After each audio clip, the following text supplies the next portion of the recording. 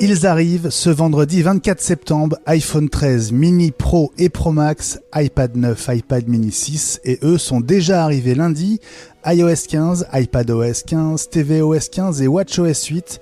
Dans un instant, les 14 grandes nouveautés d'iOS 15 et presque autant de petits bugs qu'Apple est en train de corriger.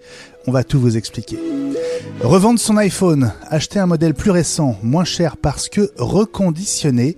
Notre invité a fait du reconditionnement son métier. Il est l'ancien directeur général de Sony Mobile en France, cofondateur de YesYes, spécialiste du reconditionnement responsable et à la française. David Mignot, notre invité aujourd'hui. Et puis le tuto audio sur le sujet de la semaine, comment préparer l'installation d'iOS 15 si vous n'avez pas encore fait la mise à jour. Je vais vous expliquer les différentes étapes pour ne pas faire de bêtises.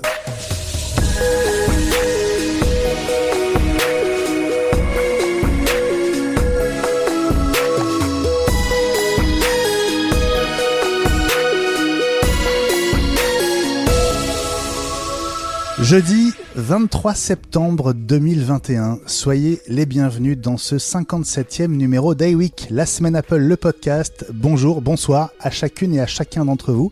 Je suis Benjamin Vincent et je suis très heureux de vous retrouver alors que nous sommes en plein milieu d'une semaine folle, la plus folle de l'année sans doute, avec les nouveaux iPhones à portée de main dans quelques heures. Enfin, on va en reparler dans quelques instants avec Ellie, ainsi que des iPads et iPad mini.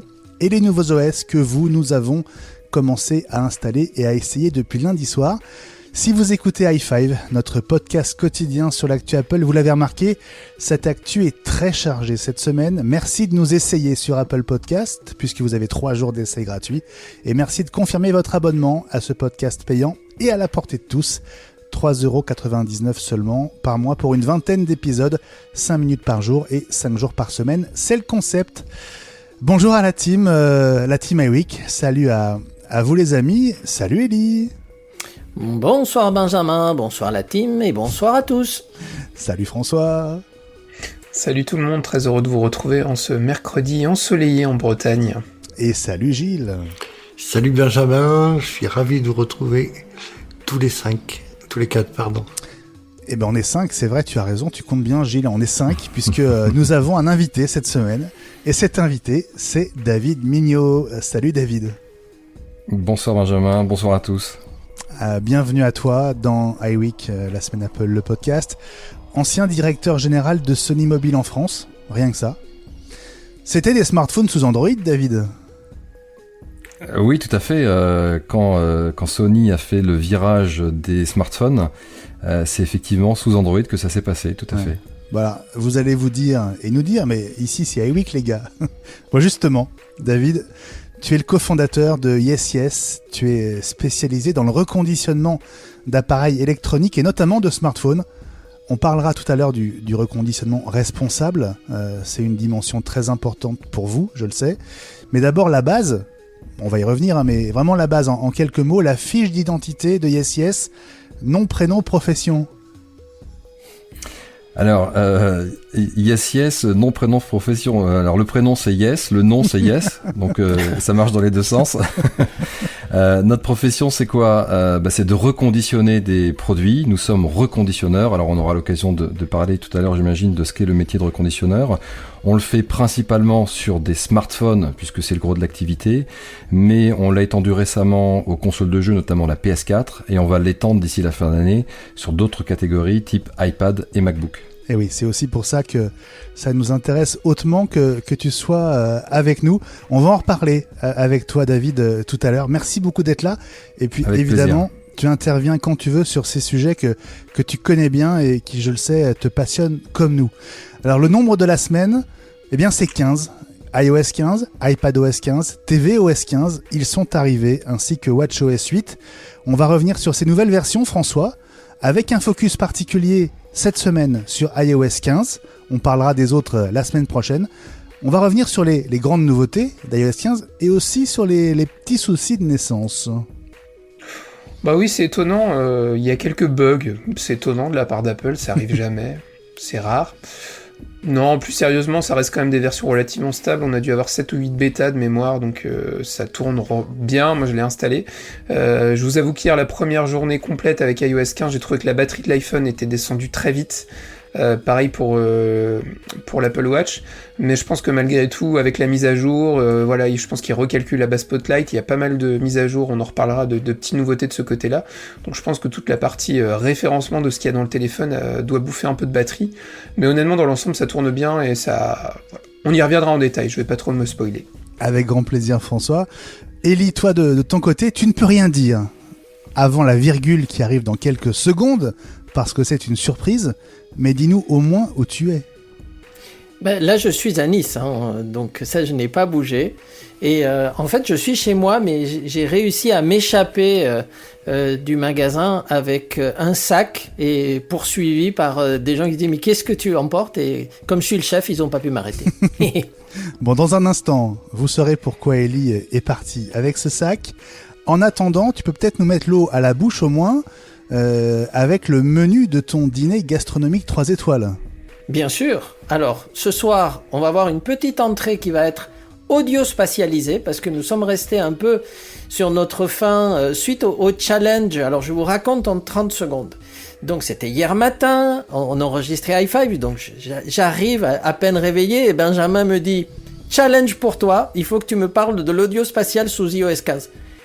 Je fais ah ouais, sauf que j'avais pas installé. Donc du coup, on a essayé de faire au plus vite mais j'avais pas fait le test parce que la machine n'avait pas fini son installation. Et du coup, j'avais promis d'en parler. Et donc ça y est, j'ai installé, j'ai testé et on va en parler dans le dîner. Ça c'est l'entrée. Puis ensuite, un plat qui risque de ne pas bien passer au niveau français si vraiment il va jusqu'au bout. Parce qu'il semblerait que Disney et le gouvernement français sont fâchés. Et je vais vous expliquer pourquoi ils sont fâchés et qu'est-ce que ça pourrait entraîner en France. Mmh. Et un petit dessert qui est assez rigolo, parce que figurez-vous que les Chinois sont arrivés à faire exploser le serveur d'Apple. Oh. Vivement l'heure du dîner, Élie, ce sera avec toi tout à l'heure.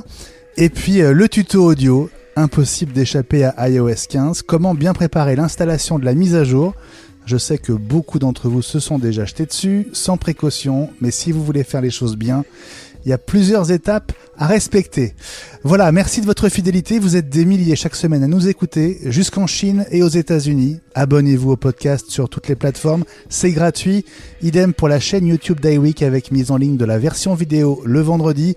Même si c'est vrai, on est un petit peu à la bourre depuis la rentrée. Excusez-nous pour ça. Et puis, pour nous soutenir dans toute cette gratuité, patreon.com/iWeek. Merci à celles et à ceux qui nous soutiennent déjà. Contribuez vous aussi à ce qu'iWeek continue et se développe. On a besoin de vous. Dans un instant, direction la Côte d'Azur avec Élie pour une avant-première et le contenu de son sac. À tout de suite. En ce jeudi soir, nous sommes à quelques heures de l'arrivée officielle des nouveaux iPhones, du nouvel iPad et du nouvel iPad mini qu'on a tellement attendu. Élie, tu as une petite surprise pour nous. Mais oui, et en plus, je respecte complètement nos contraintes et nos contrats Apple, puisque je vous rappelle que nous sommes jeudi soir, et que donc le magasin est fermé, donc le magasin est aménagé pour l'ouverture de demain, mais on peut faire déjà un descriptif audio jeudi soir, et la version YouTube où vous verrez la vidéo arrivant normalement, on va dire vendredi dans la journée ou samedi, du coup on respecte complètement. Donc du coup je me suis échappé avec quelques nouveaux produits qui venaient d'arriver, hein. Vraiment ça a été chaud pour pouvoir vous les présenter ce soir. Et donc je sais que François veut s'échapper, mais si quelqu'un arrive à le retenir, je vais vous dire un tout petit peu les premières impressions à chaud de ces nouveaux produits. Alors c'est pas un unboxing, hein, parce que les unboxings, peut-être en cours d'émission on aura une surprise, mais maintenant ça s'est vu, il y a tous les influenceurs YouTube qui font ça, ils l'ont même fait avant moi, donc du coup on va pas le refaire. Mais vous parlez des nouveaux produits. Alors on va commencer par cette petite boîte. L'iPad. Celui que tout le monde attend. iPad. Non, c'est pas celui que tout le monde attend. C'est le grand, c'est l'iPad, ça. C'était une blague. C'était une c'est vanne. ça, c'était Tout le une monde s'en blague. fout de celui-là. Ah oui. Alors, l'iPad. L'iPad, il est là. Donc, il Wow. ressemble Un à un iPad. iPad. Hein. D'ailleurs, quand on l'allume, on voit que c'est un iPad, puisque vous avez vu qu'il y a un bouton. Alors, je décris. Hein. Il y a un bouton Home, il y a un cadre autour. Très joli parce qu'il est sous iOS 15. Hein, donc, Qu'est-ce qui- il est assez, qu'est-ce qui assez nous- joli. Qu'est-ce qui nous prouve que c'est vraiment le dernier, que tu nous sors pas un vieux iPad 7 que t'as de la réserve du magasin? Parce que c'est marqué dans Information. Pour ceux qui peuvent lire, c'est marqué dans Information. Ce qui est intéressant, c'est qu'en même temps, c'est un iPad, vous pouvez vous dire, c'est un iPad qui n'est pas forcément excitant en soi, parce que, il y a le bouton, il y a le cadre autour, mais quand même, c'est un iPad qui a été amélioré, on en a parlé, il a une puce plus rapide, il a doublé de capacité de stockage, et il est au même prix qu'avant, 389 €. Donc, c'est l'iPad que vous allez vendre, pour ceux qui sont dans ce milieu, ou que vous allez acheter si vous voulez une tablette qui est excellente, qui est plus rapide et qui a 2 fois plus de mémoire que la précédente, donc au même prix. Donc, c'est l'iPad que les gens vont acheter. Donc, ça, c'était... C'est le moins cher des passage iPads. qui Hein. fonctionne. Oui. Oui. C'est Et donc, un très bon compromis pour des gens, plutôt que d'aller acheter une tablette Android à 250 €. Voilà. Ellie, on peut peut-être demander son regard à David sur Bien sûr. cette nouvelle génération de produits qui arrive. Tu as sans doute suivi, David, les annonces de la semaine dernière. Bien sûr, alors sur les iPads un peu moins, parce qu'encore une fois, c'est pas une catégorie de produits qu'on adresse encore aujourd'hui. En tout cas, quand on l'a testé, ce qu'on a constaté, parce que c'est l'iPad mini qui vient de sortir, c'est que les mini avaient moins d'appétence que d'autres produits. C'est surtout, en tout cas en reconditionné, les iPad Air qui fonctionnaient bien. Et puis après, l'enjeu pour nous, puisque là on parle des nouveautés, mais quand on vend du reconditionné, on vend du reconditionné depuis 4, 5, voire 6 ans.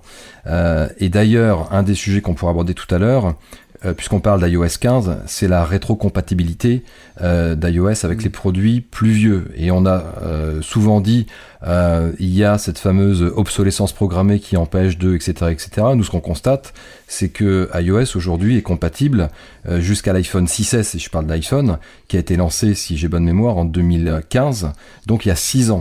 Ouais. On voit que nous, notre problématique de reconditionneur, c'est de sélectionner les bons produits qui fonctionnent encore idéalement bien. La compatibilité d'iOS est très bonne. Et sur les iPads, la difficulté qu'on a, c'est qu'il y a beaucoup de produits. Il y a une largeur de gamme entre les Air, les Mini, les Pro, et les normaux qui sortent maintenant quasiment tous les ans, qu'il faut arriver à trouver qu'est-ce qui va intéresser le consommateur, sachant qu'il y a assez peu d'évolution, en tout cas sur certaines catégories de produits. Bon, Ellie, on retourne Tout à vers fait. toi. Tu as commencé Oui. par, comme le disait François, le nouveau produit le moins intéressant. Mais c'est C'est ça. quand même le plus abordable des iPads. Et C'est un celui produit qui va le plus se vendre. stratégiquement important. Alors, passons maintenant au suivant. Et là, retenez François, parce que regardez, Tadam. Bien. il y a marqué Mini. Et Mini, en même temps, ça va vous permettre d'avoir des précisions par rapport justement aux futurs produits reconditionnés. Là, j'ai entre les mains, regardez, ça, c'est le rêve. C'est l'iPad Mini 6e génération, en couleur Parme. Il fait épais quand même. Hein. Il est juste magnifique quand on le tient en main. Donc, je vous confirme qu'il tient avec une main, donc ce qui est parfait pour pouvoir lire, par exemple, avec un écran, vous avez vu, qui est quasiment bord à bord. Donc, plutôt sympa. Il est ultra rapide. Ce qu'on remarque, bon là, par rapport à la caméra, vous l'avez pas vu, mais l'écran, il est juste incroyable, vraiment incroyable. Il est d'une fluidité vraiment géniale. Franchement, tout ce que j'ai pu essayer est instantané. Il y a le connecteur USB-C. L'audio est juste totalement bluffante puisque j'ai ici 4 sorties haut-parleurs comme sur l'iPad Pro. Ce qui est très marrant, c'est le bouton Touch ID ici qui permet en même temps de le mettre en marche et les 2 boutons de volume qui sont là en haut. Alors ça gêne pas, mais c'est vrai que la position est tout à fait surprenante. Et donc là, c'est la couleur Parme, qui est la couleur qu'Apple a choisie pour mettre un tout petit peu en exergue. C'est leur couleur de l'année, comme ça a été pour l'iPhone 12 mini. Et bien écoutez, moi, c'est un produit que j'adore. C'est mon coup de cœur de la semaine, on en parlera. C'est, je l'avais déjà dit, la plus belle annonce de la keynote. Et j'ai joué avec pendant quelques minutes. Avant qu'on me l'enlève tout à l'heure pour le remettre justement en état pour la présentation dans quelques heures officielle, et on attend avec impatience les produits à vendre pour les clients, en particulier je sais que notre ami et fidèle auditeur Barbershop m'envoie des tweets angoissés en disant est-ce que je l'aurai vendredi? Eh bien oui, j'espère, puisque normalement, ils sont censés arriver, et donc il est le deuxième sur notre liste d'attente, le premier étant votre serviteur. Mais... Tu pourrais servir Barbershop avant, quand même, depuis le temps qu'il nous suit. C'est vrai, mais c'est la navette, c'est le temps que le produit aille jusqu'à Cannes, c'est juste ça. Mais ils arriveront en même temps, donc je me rassure. Alors, donc bon, c'est un produit sublime, franchement, il est sublime. David, si l'iPad mini est pas encore très demandé en reconditionné, c'est peut-être parce que c'est un iPad qui avait pas évolué depuis des années. Oui. Là, je pense que oui, tu vas avoir certainement, tout à fait. Sauf que nous, on a un peu de décalage, c'est-à-dire qu'il va d'abord se vendre en neuf. Ensuite, on va le récupérer au bout d'un an, on va dire, et donc sa vie en reconditionné va commencer réellement d'ici un an à peu près, voire un petit peu avant. Généralement, nous, les premiers iPhones, on les récupère à partir de mars-avril, sachant qu'ils seront lancés en septembre. Donc pour les iPads, ça peut être la même chose, même s'ils s'en vont quand même beaucoup moins que des iPhones. Alors, il faudra que tu regardes les chiffres et tu nous diras, ça sera très intéressant à voir. Tout le monde disait pareil, et moi d'ailleurs au service achat, quand j'ai donné les quantités que je voulais d'iPad mini 6, on m'a dit mais tu es fou, tu as vu combien on en a vendu l'an dernier, pourquoi tu en veux autant? Et j'aurais dit parce que c'est aujourd'hui le produit qui va se vendre, et il suffit de regarder les réservations sur l'Apple Store d'Apple. Le produit qui a été le premier en rupture de stock, ça a été l'iPad mini, et là les délais sont plutôt à mi-novembre, donc honnêtement les gens se sont jetés dessus. Et il y avait peut-être pas beaucoup de stock. Bah écoute, moi le premier arrivage que j'ai prévu en 256, puisque c'est le modèle que vous m'avez obligé tous à prendre, puisque moi au départ je voulais prendre modestement un 64, et puis bon, François s'est moqué de moi, puis notre ami Barbershop aussi. Il n'y a pas de 64. Si, c'est 64 et 256. Ah oui, il n'y a que deux configurations. Voilà, donc je suis passé au 256, et je crois que le premier arrivage, c'est 3 modèles, 3. Ah. D'accord? Mais on essaye d'en récupérer d'autres. Alors en 64, on en reçoit plus, heureusement, mais ça veut dire que vraiment, c'est très, très, très contraint, déjà. Voilà pour les deux iPads. Enfin, sur une couleur, excuse-moi, c'est 3 dans une couleur particulière. Heureusement, il y a plusieurs couleurs, parce que sinon, on était vraiment mal. Bon, est-ce que tu as autre chose dans ton sac ? Mais yes, alors, regardez, je vous offre aussi, regardez, un truc bleu. Oh. It is un iPhone 13 bleu. Alors, pourquoi j'ai choisi le bleu? D'abord parce que c'est celui qu'on a reçu en démo. C'est le nouveau bleu, ça. Ouais. Yes, et regardez le nouveau bleu. Il est plus joli, moi je trouve. Ça se voit peut-être pas, mais je l'ai mis à côté de l'iPhone 12. Et il est plus joli, je trouve. Le bleu est plus intense, il est un peu moins délavé. Et il est bleu. Il est gitane. Il est bleu. C'est le bleu gitane, en fait. Alors, il est... Bon, évidemment, c'est la nouvelle génération d'écran LED. Il est très brillant, il est très joli. Il y a les nouveaux appareils photo, nouveaux objectifs qui sont un peu plus gros qu'avant et un peu plus étendus. Donc, on fera les tests et on vous en parlera. En tout cas, il tient bien en main. La batterie, tout le monde... Alors, vous verrez après, on va en parler dans l'émission.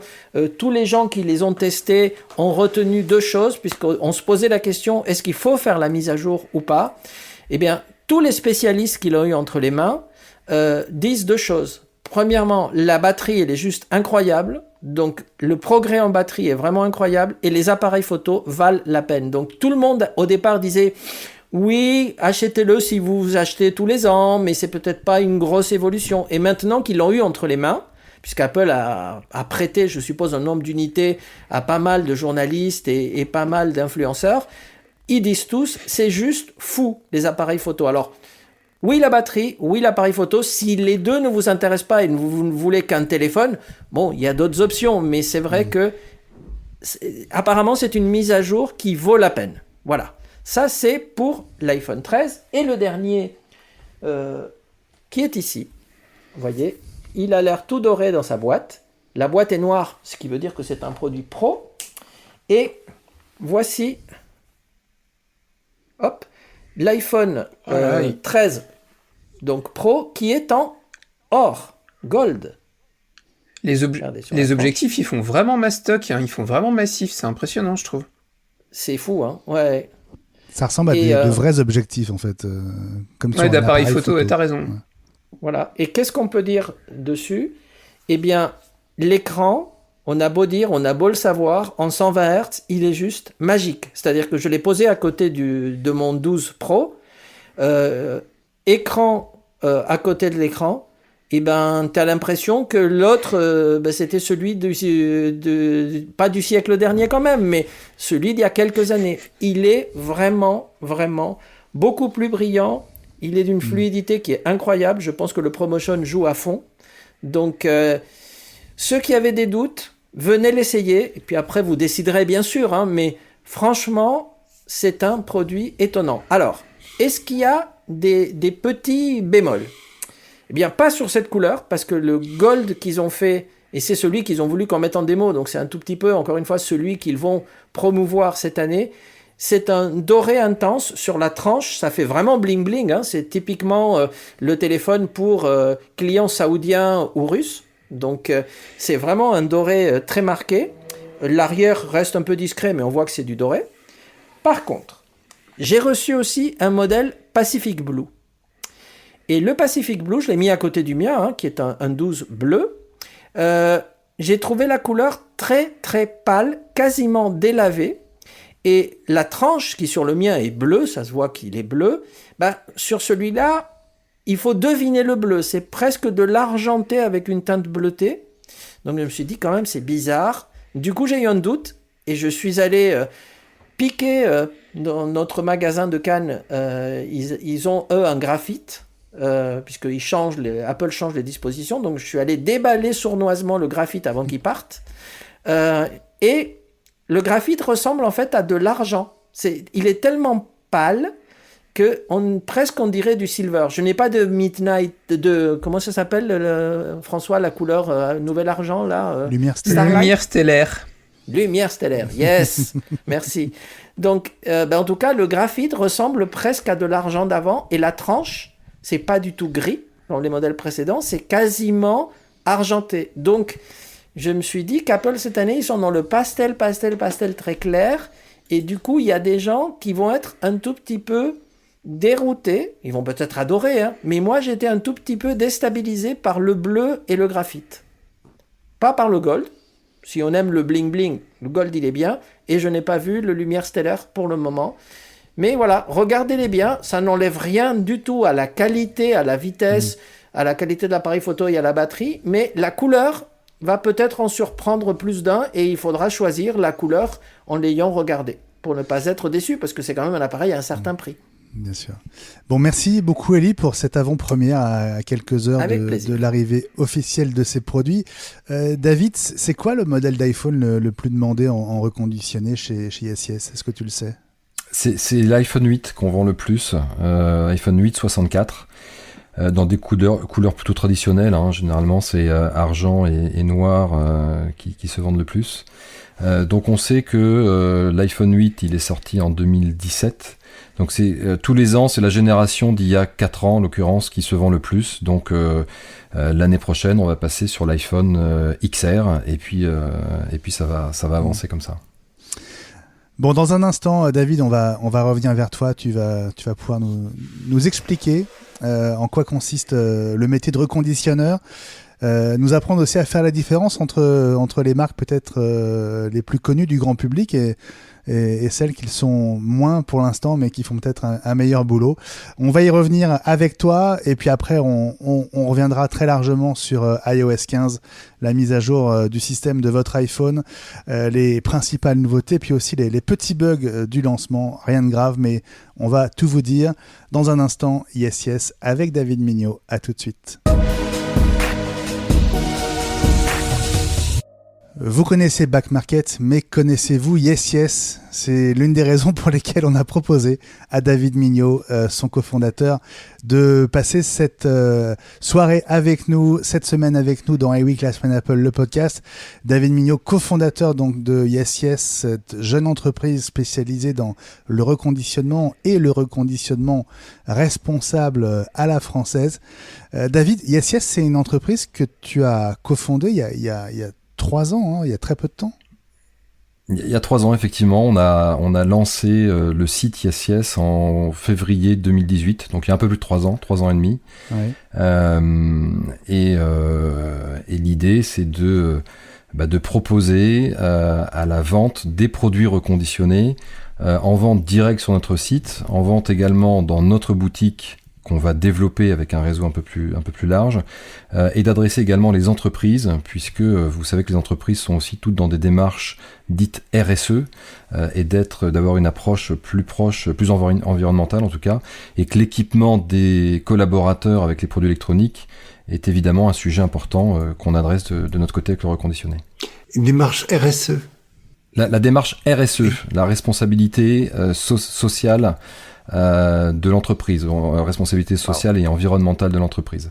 Donc toutes les entreprises aujourd'hui sont dans ces démarches-là et cherchent les moyens d'avoir un impact CO2 moins important. Et encore une fois, il y a les transports, il y a des tas de choses, il y a la façon dont ils fabriquent leurs produits ou leurs services, mais il y a aussi comment ils s'équipent. Et ils sont tous équipés avec des produits électroniques, que ce soit des smartphones, des ordinateurs.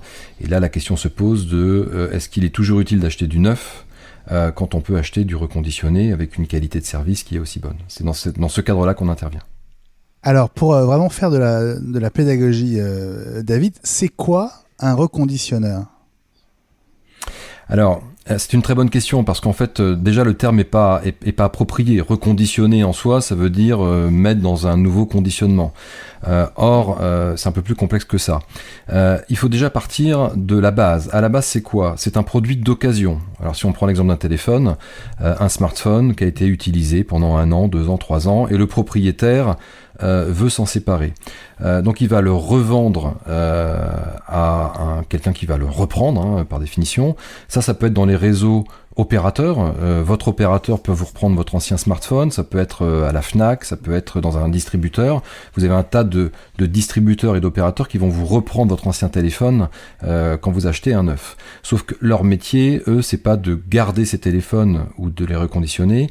Ils vont ensuite les revendre à des reconditionneurs, comme nous, c'est notre métier. Et le métier de reconditionneur, il consiste en 4 étapes importantes.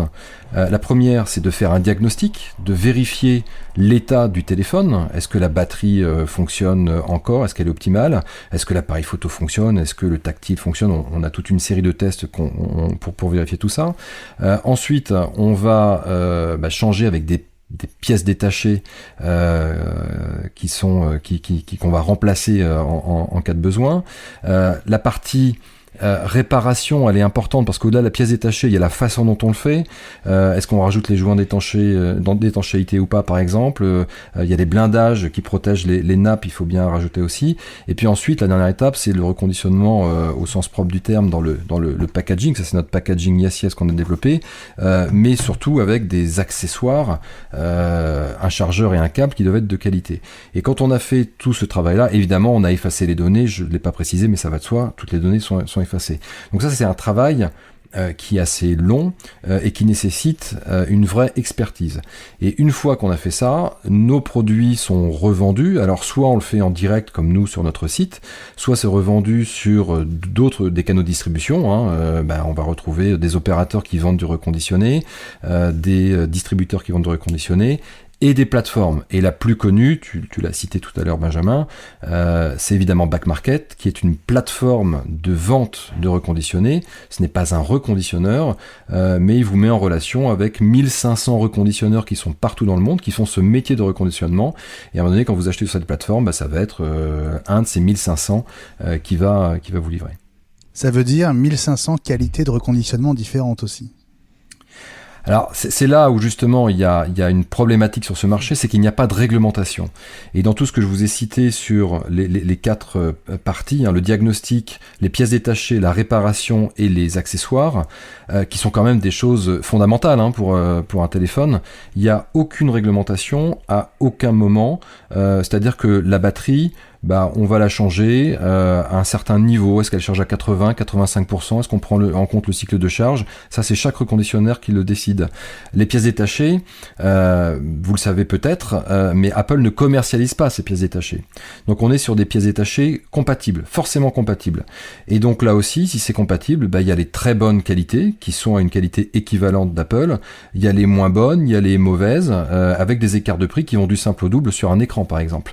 Ensuite, il y a la façon de réparer, je vous en ai parlé tout à l'heure. Vous le savez, un produit il est IP67, 68, ça marche avec des joints d'étanchéité. Un reconditionneur peu scrupuleux, il n'a pas envie de mettre le joint d'étanchéité, il le met pas, il ne remet pas toutes les vis, personne ne le verra, c'est à l'intérieur.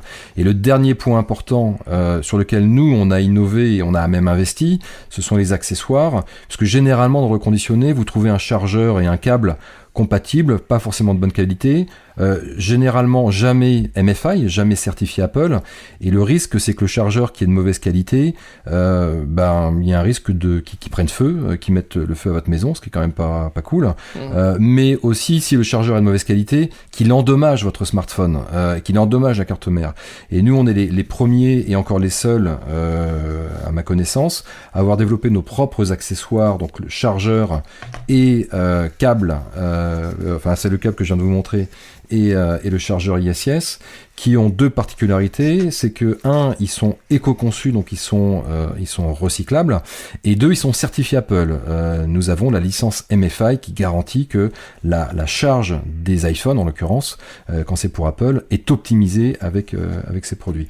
Donc pour répondre à ton point Benjamin, aujourd'hui, oui, quand tu as une plateforme avec 1500 reconditionneurs, tu as 1500 façons de faire un diagnostic, 1500 pièces détachées différentes, 1500 façons de réparer, accessoires différents, et quand tu cumules tout ça, ça fait au résultat un peu une loterie, c'est-à-dire que tu peux tomber sur un très bon reconditionneur et être très content, comme tu peux avoir un mauvais. La problématique, c'est que sur une plateforme, ce qui fait la différence, c'est le prix. Et tu passes entre guillemets sur une plateforme parce que il y a pas, si tu veux acheter un iPhone 8 64 Go, tu vas pas choisir parmi 1500, tu vas choisir un qui a été sélectionné parmi les 1500, et sans rentrer dans les détails, même s'il y a un algorithme derrière, c'est le prix qui fait la différence. Et comme tu l'as compris, comme vous l'avez compris, si c'est le prix qui fait la différence et qu'en amont je peux choisir une pièce détachée moins chère et de moins bonne qualité, je vais peut-être mettre une pièce détachée moins chère et de moins bonne qualité pour pouvoir passer. Donc nous, c'est le combat qu'on mène, c'est de développer le reconditionné, mais du reconditionné de qualité, parce que si on commence à être déçu du reconditionné, rapidement on va se dire en fait j'ai peut-être fait une bonne affaire, mais si ça marche quelques mois ou si je suis pas content, c'est pas une si bonne affaire que ça. Donc il faut vraiment qu'on mette de la qualité sur ce marché.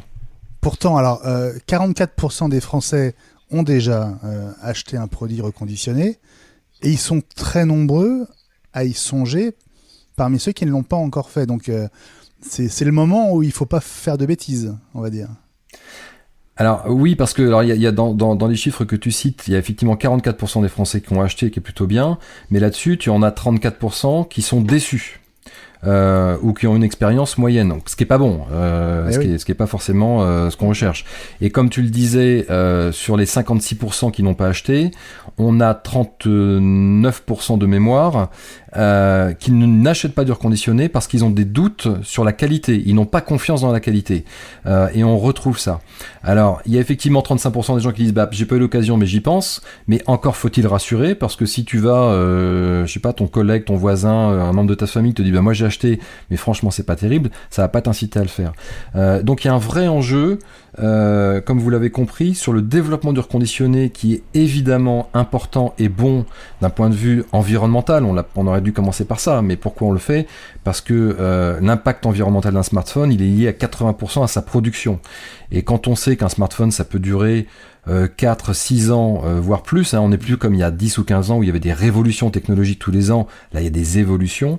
Du coup, il faut accompagner le prolongement de cette durée de vie pour que le marché se développe. Mais il faut faire de la qualité pour que les consommateurs soient satisfaits et que ce mouvement vers le reconditionné ne disparaisse pas parce qu'il y a trop d'insatisfaction.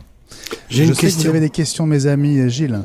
Oui, la législation et la Commission européenne poussent sur la réparabilité des smartphones et la possibilité de faire des interventions soi-même, avec le risque que les pièces détachées se retrouvent dans la nature. Elles sont polluantes et elles sont même parfois dangereuses, comme peut l'être la batterie. Donc du coup, ma question c'est, que deviennent les pièces ? Est-ce qu'il y a vraiment une vraie filière derrière de recyclage ? Je crois que pendant quelques années, il y a eu des soucis de cet ordre-là. Et ma deuxième question, je l'ai oubliée, je vais te la poser sous forme de follow-up. Une par une, c'est bien déjà. Je peux commencer par la première. Alors sur la réparabilité, oui, c'est bien parce que qui dit réparabilité dit justement capacité à prolonger la durée de vie des produits parce qu'ils vont être plus facilement réparables. Ça ne veut pas forcément dire que on facilite au consommateur final le fait de réparer le produit. Un exemple tout bête, si vous ouvrez votre smartphone et que vous voulez changer votre batterie et que vous y prenez mal, je vais pas vous dire d'essayer parce qu'il faut pas le faire, mais si vous avez par mégarde, vous appuyez sur la batterie et qu'elle explose, en tout cas qu'elle prend feu, c'est quelque chose qui peut vous brûler de façon très grave. Donc il faut surtout pas s'amuser à ça. Et changer une batterie, en tout cas à l'heure actuelle, ça doit être fait par un spécialiste qui fait ça toute la journée et c'est pas le consommateur qui va le faire. Oui. La deuxième chose, c'est qu'effectivement, dans nos filières, nous on va réparer les produits, on va changer des écrans, on va changer des batteries, mais tous ces produits-là ensuite remontent dans une filière des 3E avec un partenaire qui pour nous est en Normandie qui s'appelle WeCycling. C'est quoi le D3E ?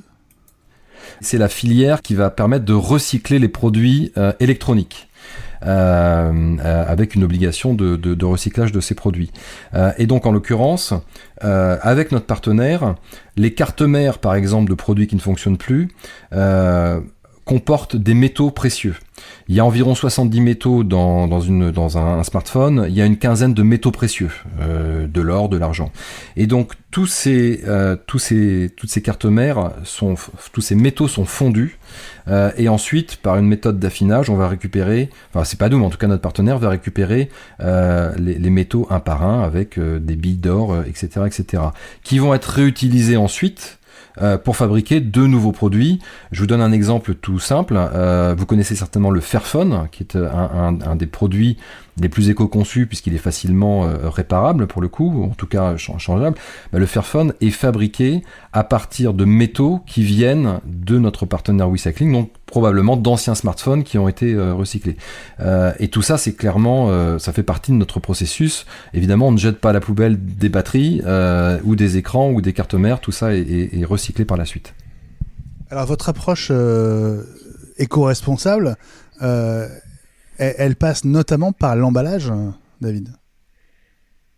Oui, alors c'est ce que je disais tout à l'heure, c'est que au début, quand on a commencé dans le reconditionné, il y a 3 ans, c'était assez récent, on a fait comme tout le monde, on a acheté des boîtes qui existaient déjà pour mettre des smartphones dedans, voilà. Sauf qu'on s'est rendu compte qu'à l'intérieur, c'était des petits socles en plastique pour les smartphones. Donc on s'est dit c'est quand même pas très cohérent, ça fonctionne pas très bien. Et donc on a décidé de lancer nos propres emballages éco-conçus qui sont en carton issu de forêt FSC, donc éco-géré. marché. Là, c'est de l'encre faite à base de soja, c'est de la colle même chose qui est faite à la base de produits naturels. Et donc ça, c'est 100% recyclable.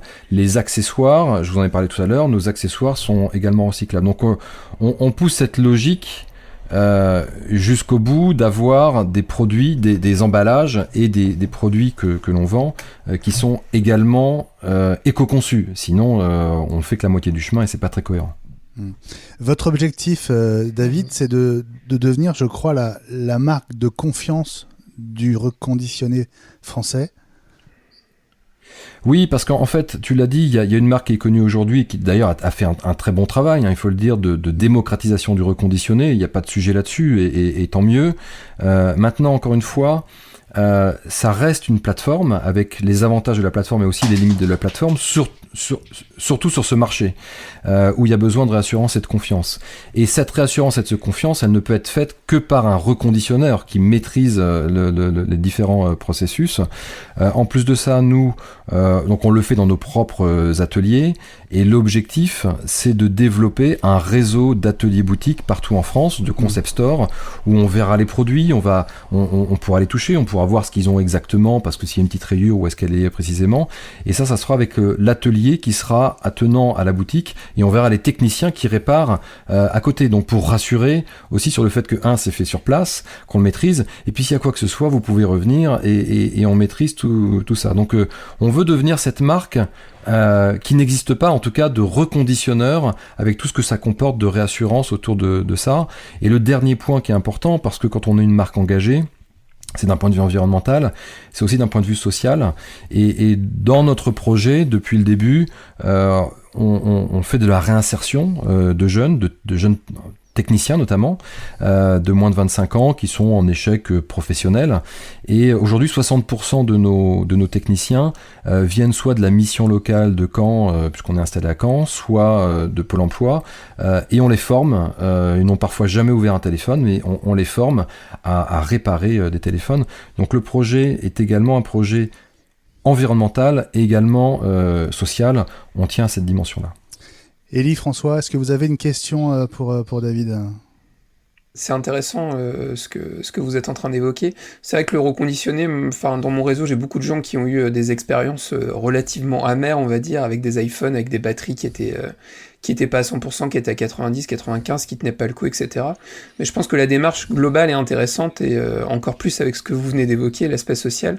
Et je trouve ça très bien, donc j'hésiterai pas à inciter. Et puis je crois que notre ami Jean-Christophe a eu l'occasion de renvoyer son smartphone. Il nous a dit via les réseaux qu'il l'avait renvoyé, qu'il avait été très satisfait de l'expérience, et que je crois qu'en 48 heures, il a réussi à récupérer son argent en échange de son téléphone. Donc je trouve ça très bien, mais je n'hésiterai pas à conseiller la marque. Et puis si vous avez un bureau, j'ai l'occasion d'aller à Caen régulièrement, et j'irai visiter tout ça, s'il y a moyen. On a effectivement notre atelier, et là, mi-novembre, on va ouvrir un concept store, puisque c'est à la mode, sur 400 mètres carrés, où là, on fera de la vente directement, donc on vous accueillera avec plaisir. Juste un mot sur la batterie, parce qu'effectivement, c'est un sujet important. 80, 85, 90, oui, je vous le disais, il n'y a pas de réglementation. Nous, on s'est rendu compte qu'un des points importants, c'était le nombre de cycles de charge. Et que vous pouviez avoir une batterie à 90% de charge. Si elle a 700, 800 cycles de charge, il faut la changer. Donc, ça fait partie des critères que nous, on a mis en place. Et l'autre point important que je n'ai pas souligné, c'est que pour prouver que on reconditionne dans de bonnes conditions, on offre une garantie de 2 ans sur tous nos produits. Donc tous nos smartphones reconditionnés sont garantis 2 ans, comme le neuf. Et quand je dis garantie 2 ans, c'est pas jusqu'à 2 ans si vous payez en plus 29 €. C'est 2 ans sur chaque smartphone que vous achetez sur notre site, avec cette réassurance aussi de cette garantie de 2 ans. La législation, c'est 6 mois, David. Tout à fait. La durée légale dans le reconditionné, c'est 6 mois. Ouais, François ? Ouais, c'est sur l'aspect de la provenance, que j'ai souvenir de gens qui avaient acheté des iPhone 5C à l'époque et qui comprenaient pas parce qu'il y avait le bruit de l'appareil photo quand on prenait une photo qu'on pouvait pas couper, parce qu'en fait c'était des modèles qui devaient venir de Chine ou du Japon, et du coup là-bas on est obligé d'avoir un bruit d'appareil photo quand on prend une photo. La provenance des smartphones, pour vous, c'est international ou généralement c'est plutôt européen ou français? Alors justement, c'est un point important parce que c'est tout l'enjeu, c'est où est-ce qu'on source les produits. Le reconditionneur, je veux dire classique, a tendance à aller plutôt aux États-Unis. Pourquoi? Parce qu'il y a beaucoup de locations, donc il y a beaucoup plus de produits qui reviennent à la fin du cycle de location, et en Asie. Ça nous pose deux problèmes, nous, à titre personnel. La première chose, c'est qu'encore une fois, si on est sur une démarche éco-responsable, aller chercher des produits si loin, c'est pas forcément très cohérent. Et donc l'idée, c'est de sourcer en local, en France. La deuxième chose, c'est ce que vous venez de signaler, c'est que au Japon, il y a une législation. Alors je sais pas si vous êtes au courant, mais la législation qui oblige d'avoir le petit clic-clac photo, même si on est en mode mute, parce qu'apparemment il y a une mode là-bas qui est de prendre des photos sous les jupes des jeunes filles dans le métro, ce qui est évidemment pas très bien, mais du coup, voilà. Et ça, des produits qui arrivent en France avec ça, on peut pas l'enlever. Il n'y a pas de mise à jour logicielle qui va faire quoi que ce soit. Donc c'est aussi contraignant. Donc nous, l'objectif, c'est de sourcer à 100% en France, avec un maximum de partenaires, puisque nous on le fait sur notre site, comme votre collègue l'a expérimenté, mais évidemment c'est une des parties du sourcing. On le fait auprès de partenaires de distribution, et l'idée c'est de le faire aussi avec des opérateurs comme Orange qui eux ont des flux extrêmement importants. Et là on est vraiment dans une économie circulaire, on reprend en France, on reconditionne en France et on revend en France, donc cette logique de circuit court elle est complètement respectée. Je vous lis juste le message de Jean-Christophe. Donc c'est un membre de l'équipe, David. Jean-Christophe Vigne, donc qui avait un iPhone 12 Pro Max, et qui voulait le revendre pour acheter un 13.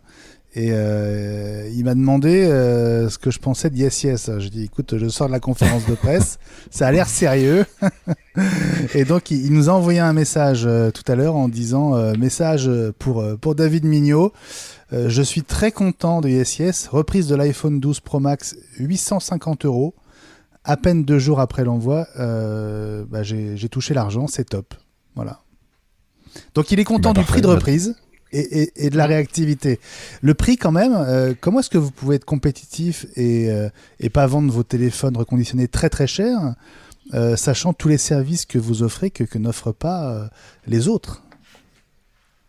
En fait, l'enjeu pour nous, il est là, il est de sourcer le plus en direct et de revendre le plus en direct. Quand on revend, nous, on est l'un des rares reconditionneurs qui vend à 80% en direct, c'est-à-dire pas d'intermédiaire. On vend pas sur les plateformes ou peu dans la distribution. Et donc, évidemment, moins il y a d'intermédiaires, moins il y a de partage de la marge, puisque si vous revendez sur une plateforme ou un distributeur, c'est entre 10 et 15% de marge que vous perdez. Donc nous, ça nous permet évidemment, mathématiquement, de pouvoir mettre des pièces détachées de qualité, de pouvoir mettre des chargeurs MFI, de pouvoir faire des emballages éco-conçus, parce qu'on n'a pas lâché 10 à 15% de marge derrière. Donc ce modèle-là est aussi très vertueux et tout le monde s'y retrouve. Maintenant, ça nécessite plus de temps, ça nécessite de créer une marque, ça nécessite de mettre de l'argent dans la relation client, tu viens d'en parler Benjamin, parce qu'il faut des hommes et des femmes derrière ça. Nous, il n'y a pas de chatbot, il n'y a pas de truc automatique. Vous allez sur notre site, il y a une petite enveloppe en haut à droite. Si vous voulez il y a deux façons de nous contacter. Vous nous envoyez un mail et on vous répond encore une fois de façon personnalisée, ou alors vous dites moi j'aimerais parler à quelqu'un, j'aimerais être recontacté entre 14h et 16h cet après-midi, et là il y a Alicia, Gérald qui vous rappelle en vous disant vous avez demandé d'être contacté, comment je peux vous aider. Et souvent d'ailleurs les gens sont surpris parce qu'on a perdu cette notion de relation directe dans cette ère des plateformes. Et quand on parle de réassurance, quand on parle de confiance, de proximité, on revient de l'humain, ça paraît évident. On sera jamais des machines, et un chatbot qui te parle sera jamais aussi intéressant et à propos qu'une personne humaine. Donc on revendique ce côté vieux, has-been, c'est pas grave, mais de la relation humaine telle qu'elle devrait être. Bon, vous vendez aussi des Samsung reconditionnés, hein. Il y a pas que de l'iPhone, j'imagine, David. C'est quoi la part d'iPhone dans vos ventes de smartphones? Nous, aujourd'hui, c'est 80% d'iPhone et 20% de Samsung. Sur les Samsung, on fait les S, les Galaxy S à partir du S7, donc jusqu'au S20+. Mais effectivement, la demande reste extrêmement importante sur les iPhones. Alors il y a plusieurs raisons à ça. Ça reste des produits qui sont très aspirationnels et qui restent à des niveaux de prix élevés. Donc quand on est en reconditionné, tout de suite c'est intéressant. On parlait de l'iPhone 8 tout à l'heure. L'iPhone 8 il a été lancé à 809 € il y a 4 ans. Nous on le vend à 250 €, 260 €. Garantie 2 ans avec des accessoires Apple. Bah, évidemment, on accède à quelque chose qui valait très cher il y a 4 ans, 4 ans, et qui est remis à neuf. Quand on dit remis à neuf, évidemment, il n'est pas neuf, mais en tout cas, il est révisé pour pouvoir durer encore 2 ans sans aucun problème. Donc ça reste Apple qui est le plus demandé sur ce marché. Gilles. Je voulais revenir justement à cette logique à la fois de marque dont tu as parlé, et puis de réassurance.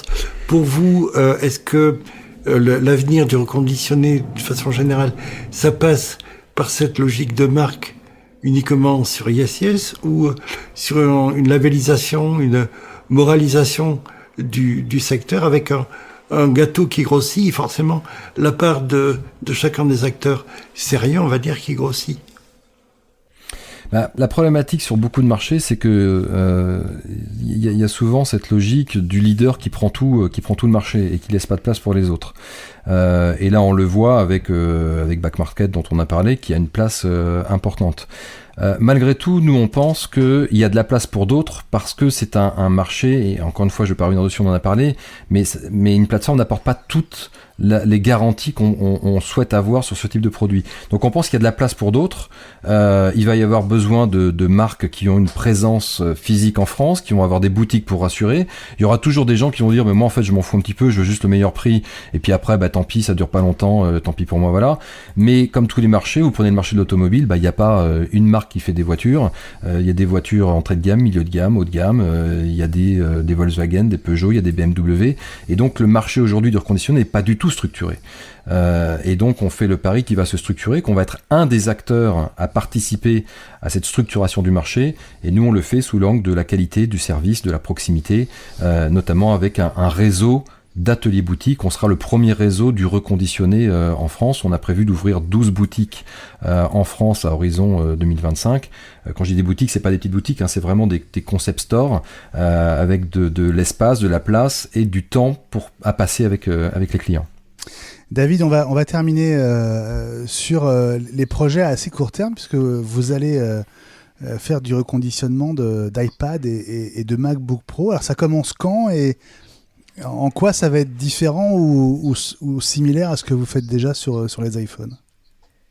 Alors juste avant ça, on peut parler aussi d'un autre produit d'autres produits qui sont les PlayStation, puisqu'on a démarré le reconditionnement de PS4 avec l'arrivée de la PS5. Il y a 6 millions de PS4 qui ont été vendus en France, donc évidemment elles ne sont pas toutes obsolètes et hors d'usage d'un coup d'un seul. Et donc on s'est mis sur ce marché et on a signé un accord avec la Fnac pour avoir l'exclusivité de la reprise des PS4 dans leur réseau. Donc si vous allez dans une Fnac et que vous revendez votre PS4, elle vient chez Yes, elle est reconditionnée chez nous. Et ensuite, l'accord qu'on a, c'est qu'on revend ces PS4 à la Fnac qui vont être dans les magasins d'ici la fin d'année. Donc encore une fois, on est dans une boucle très circulaire. Le client Fnac qui revend à la Fnac, reconditionné chez nous, qui est revendu derrière. Concernant les autres produits, on va venir sur les MacBook et les iPads. Pourquoi ? Parce qu'en fait, il y a les 4 catégories de reconditionnés sont numéro 1 les smartphones à 70%.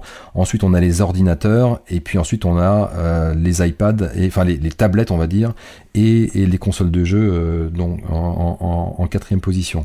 Donc il est naturel, entre guillemets, de venir aussi sur ce type de produit. Qu'est-ce qui va différencier du reste? Pas grand chose, parce que on est dans la même logique. Si tu veux acheter un MacBook ou si tu veux acheter une tablette, un iPad, tu demandes de la même façon que le produit était bien reconditionné, qu'il y ait une garantie, qu'il y ait du service, qu'il y ait une assistance. Et de la même façon qu'on l'a sur les iPhones, on aura 2 ans de garantie sur nos produits, avec peut-être du conseil un peu supplémentaire, parce que la gamme de MacBook elle est quand même complexe, la gamme d'iPad elle est complexe, et donc ça nécessite parfois un peu plus de pédagogie avant d'acheter un produit. Nous on a souvent, même si on le fait pas sur notre site, on a beaucoup de clients qui ont acheté un iPhone chez nous ou un Samsung, ou un Android, et qui nous disent j'aimerais acheter un iPad, je vois que vous n'en faites pas, mais est-ce que je pourrais l'acheter chez vous parce que on les a peut-être conseillés avant sur l'iPhone, ils aimeraient avoir cette démarche-là. Aujourd'hui, si tu veux acheter un iPad reconditionné, t'en trouves, c'est pas une problématique. Mais les gens spontanément nous le demandent parce qu'il y a cette dimension de conseil qui est importante et de réassurance qui est importante dans ce type d'achat. Et de confiance du coup. Et de confiance, tout à fait. En termes de gestion des accessoires notamment, qu'est-ce que ça pose comme problématique spécifique de faire du reconditionnement de MacBook Pro par exemple ? La problématique d'un reconditionneur, si on va sur des MacBook au sens large, c'est que on ne va pas faire toutes les références. Autant on fait toutes les références d'iPhone, depuis l'iPhone 6S, autant on ne peut pas faire toutes les références, et sans compter les distinctions entre les processeurs, les disques durs, etc., etc. Donc l'enjeu pour nous, ça va être de sélectionner sur les 5-6 dernières années quelles sont les meilleures machines, en tout cas les plus vendables. Et pour répondre à ta question, dans l'univers des accessoires, du coup qu'on soit limité, parce que si tu multiplies toutes les références par tous les accessoires, là ça devient un truc ingérable, et je parle même pas de stock ou quoi que ce soit. Donc l'enjeu, ça va être vraiment de sélectionner une ou deux références, enfin peut-être un peu plus, mais quelques références de machines qui vont être demandées par les consommateurs. Alors d'abord toi Elie, puis moi j'aurais une petite question. Oui, moi j'avais une question parce que c'est quelque chose qu'on nous demande effectivement de plus en plus et les clients sont assez intéressés.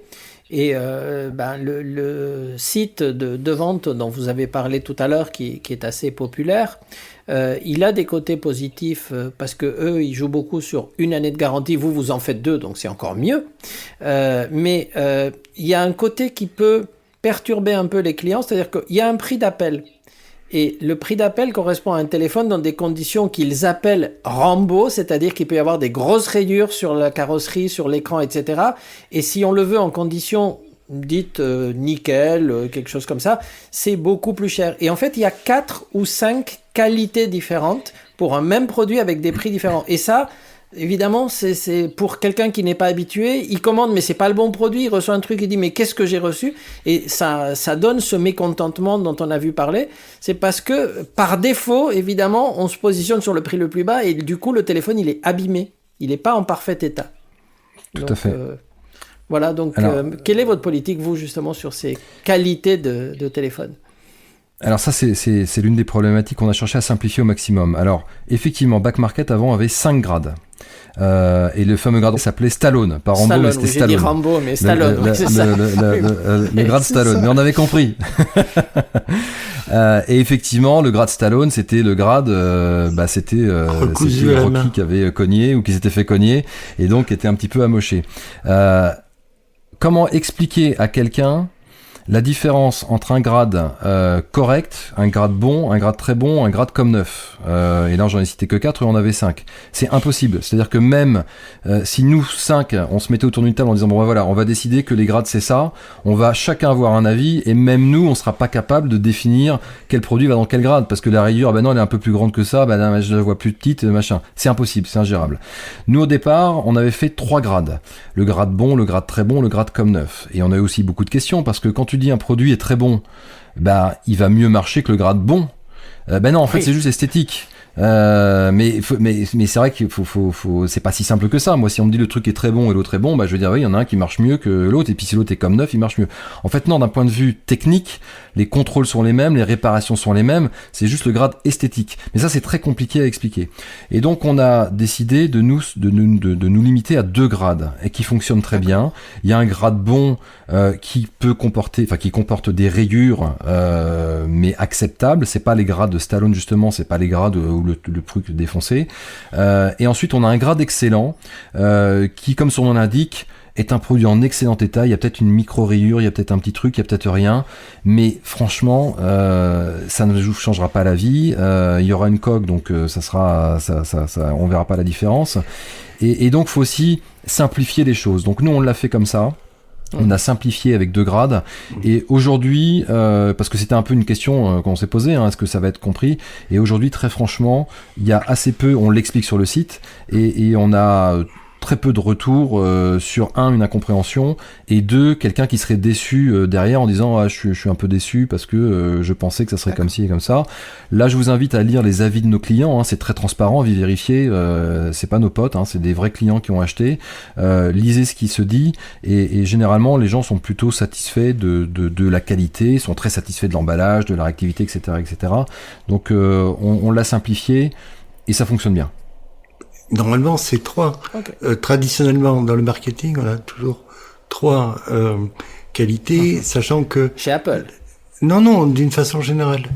On vous dit 3 qualités et mais les gens vont se précipiter sur celle du milieu. Oui, sauf que la seule différence, c'est que là, c'est pas une qualité produit, c'est une qualité esthétique. C'est pas comme si tu avais une gamme avec 3 produits, avec un processeur moins bon, et puis un moyen, puis un meilleur. Là, c'est le même produit. Et donc là, la problématique, c'est de simplifier au maximum, justement, parce que plus on complexifie, plus les gens sont perdus, et donc potentiellement déçus. Et en tout cas, nous, depuis qu'on l'a simplifié comme ça fonctionne très bien. Et je crois qu'on est aussi l'un des rares à avoir uniquement 2 grades, et voilà, et on est très satisfait de ça.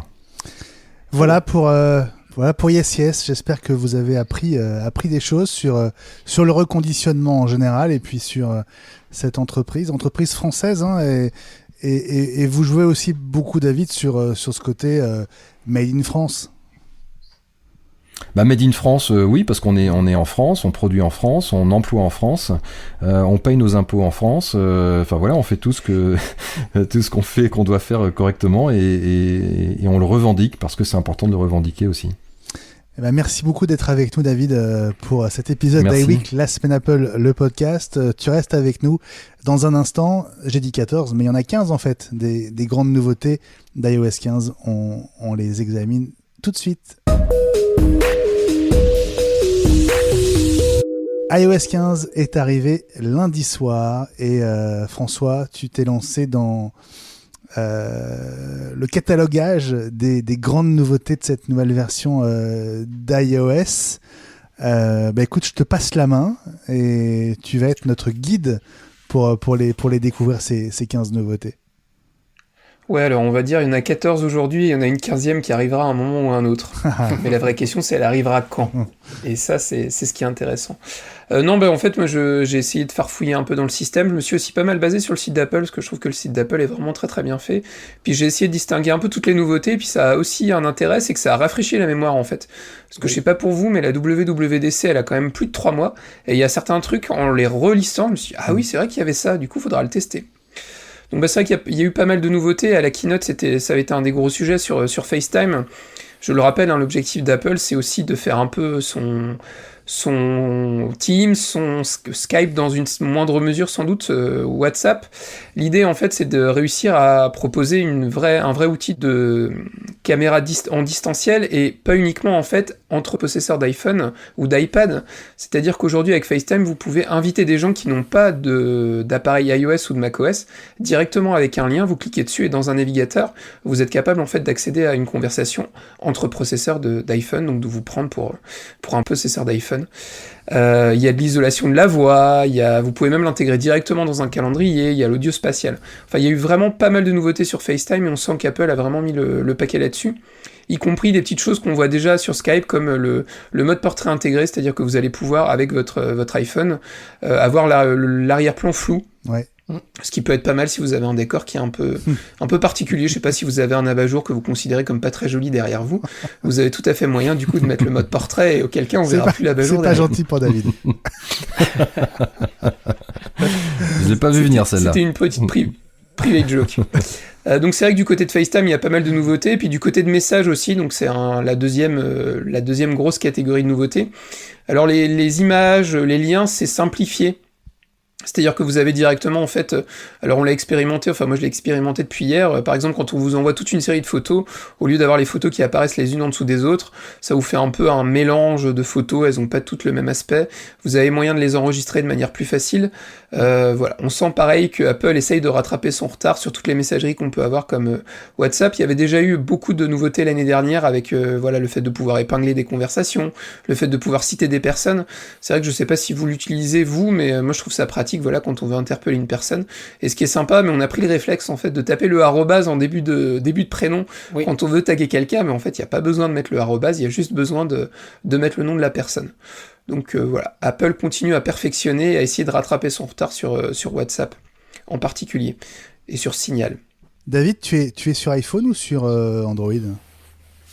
Non, moi je suis sur iPhone, j'étais longtemps sur Android puisque j'ai travaillé pendant 17 ans chez Sony.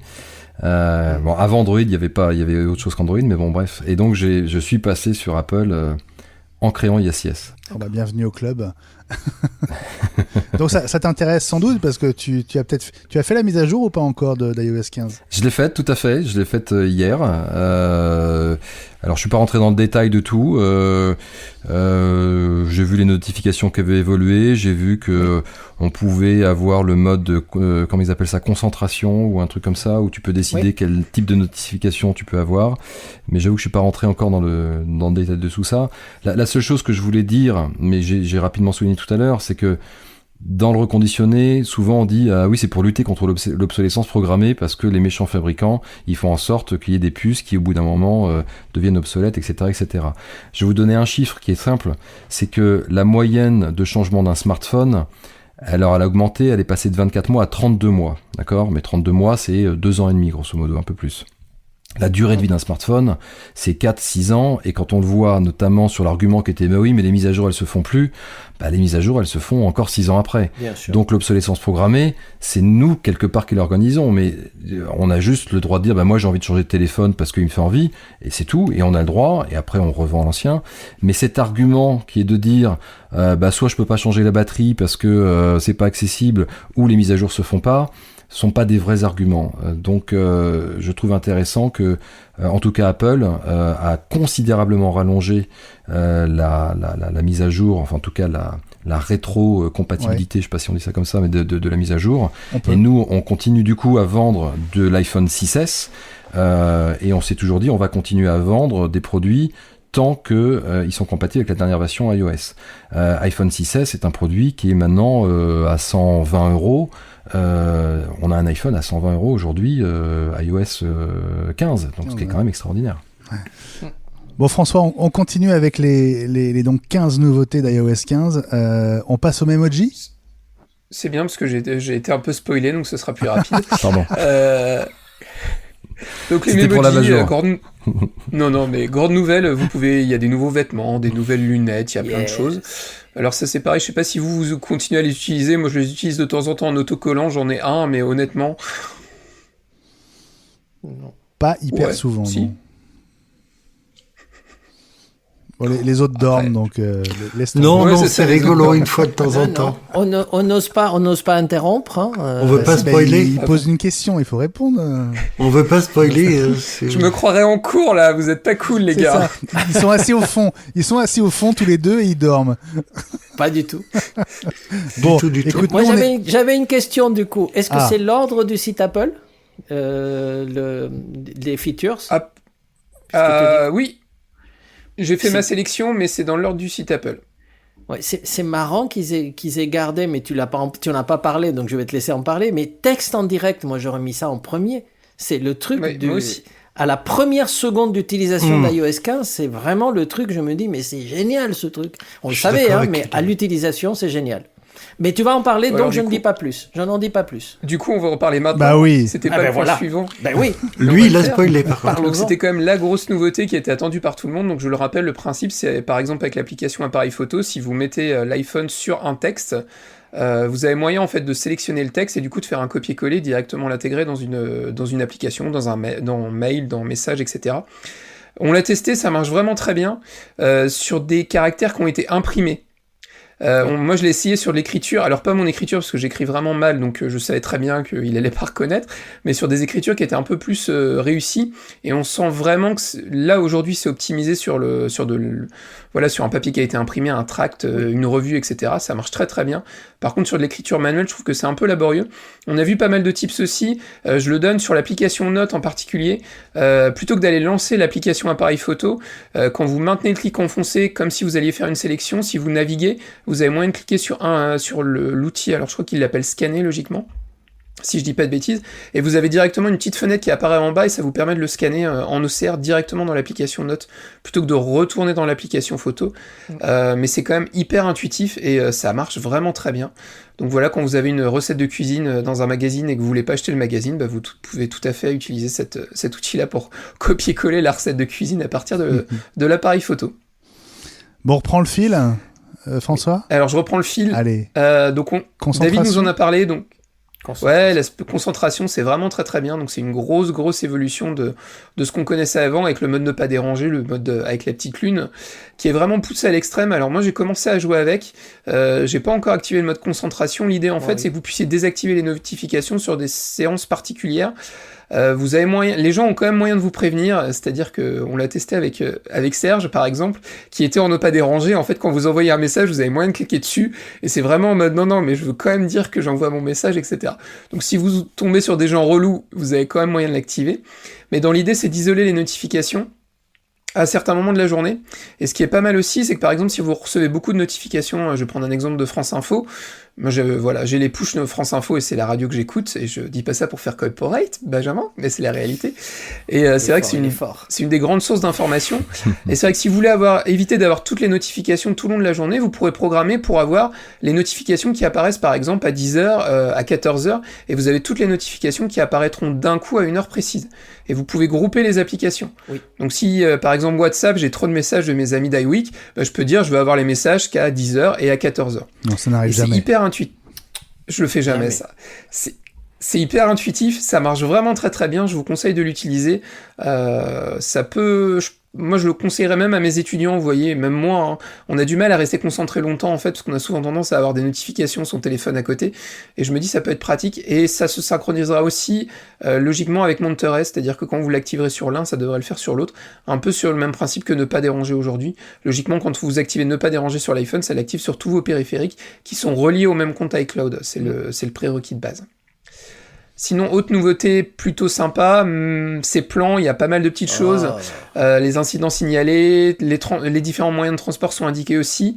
Vous avez des itinéraires piétons immersifs, mais le vrai problème, c'est qu'il y a pas mal les nouvelles cartes sont pas encore disponibles chez nous. Pour l'instant, il y a que certains pays et c'est vraiment dommage. Mais ça va arriver, je pense. Ils finiront par le faire. Un peu sur le même principe que Fitness, ça arrivera, mais quand ? C'est en 2022, ils ont dit. En tout cas, pas cette année, c'est sûr. Entre janvier et décembre 2022, quoi. C'est vrai que les nouvelles cartes ça nous laisse 12 mois. Sont impressionnantes. Mais moi, je vais pouvoir tester ça pour vous. Je vais me dévouer, parce que ça me tente trop depuis que j'ai installé iOS 15. Et l'Italie possède les nouvelles cartes. Donc, comme la frontière est juste à côté, je vais aller faire une petite balade en Italie. Et je vous raconterai si c'est vraiment aussi beau que ce qu'on a vu à San Francisco. Chiche. Allez. Ça le sera. Alors, l'autre gros morceau, c'est Safari, qui a vu son interface complètement changer. Je trouve ça pratique. L'exemple de base, par exemple, c'est la barre d'adresse, la barre de recherche qui se retrouve en bas de l'écran. Aujourd'hui, avec nos grands téléphones, je trouve que c'était hyper compliqué d'aller récupérer la barre d'adresse. Là, au moins, elle est en bas. Il y a les groupes d'onglets, il y a des synchronisations, la couleur du site internet est plus présente. Vous avez toujours moyen de revenir en arrière, il y a pas mal d'options qui sont désactivables. Heureusement. Maintenant, moi, je vous incite à l'utiliser comme ça et à voir vraiment si avec 1, 2, 3 journées de pratique, vous y arrivez pas. Moi, c'est vrai qu'encore ce matin, je cherchais un truc et mécaniquement, j'ai été cliquer là-haut et je me suis dit, non, c'est vrai que maintenant, il faut cliquer en bas. Mais Safari, c'était un gros chantier. Vous pouvez aussi l'installer sur macOS. Je trouve que c'est un chantier qui est plutôt réussi. Apple a beaucoup tâtonné pendant toutes les bêtas. Ils sont revenus en arrière. Bref, mais aujourd'hui, je trouve que ça tourne quand même relativement bien et c'est plutôt intuitif. Enfin, je sais pas si vous serez d'accord avec moi. Oui, je vois Ellie qui hoche de la tête. Oui, mais c'est un peu déroutant, la barre en bas, mais on va s'habituer, hein, c'est sûr. Je l'ai laissé exprès pour m'habituer, mais j'ai fait comme toi. Les 3 premiers trucs, je dis, mais elle est où ma barre de recherche? Mais on va s'y faire, je suis sûr. C'est très bien sur Mac aussi. Non, ça tourne vraiment très bien.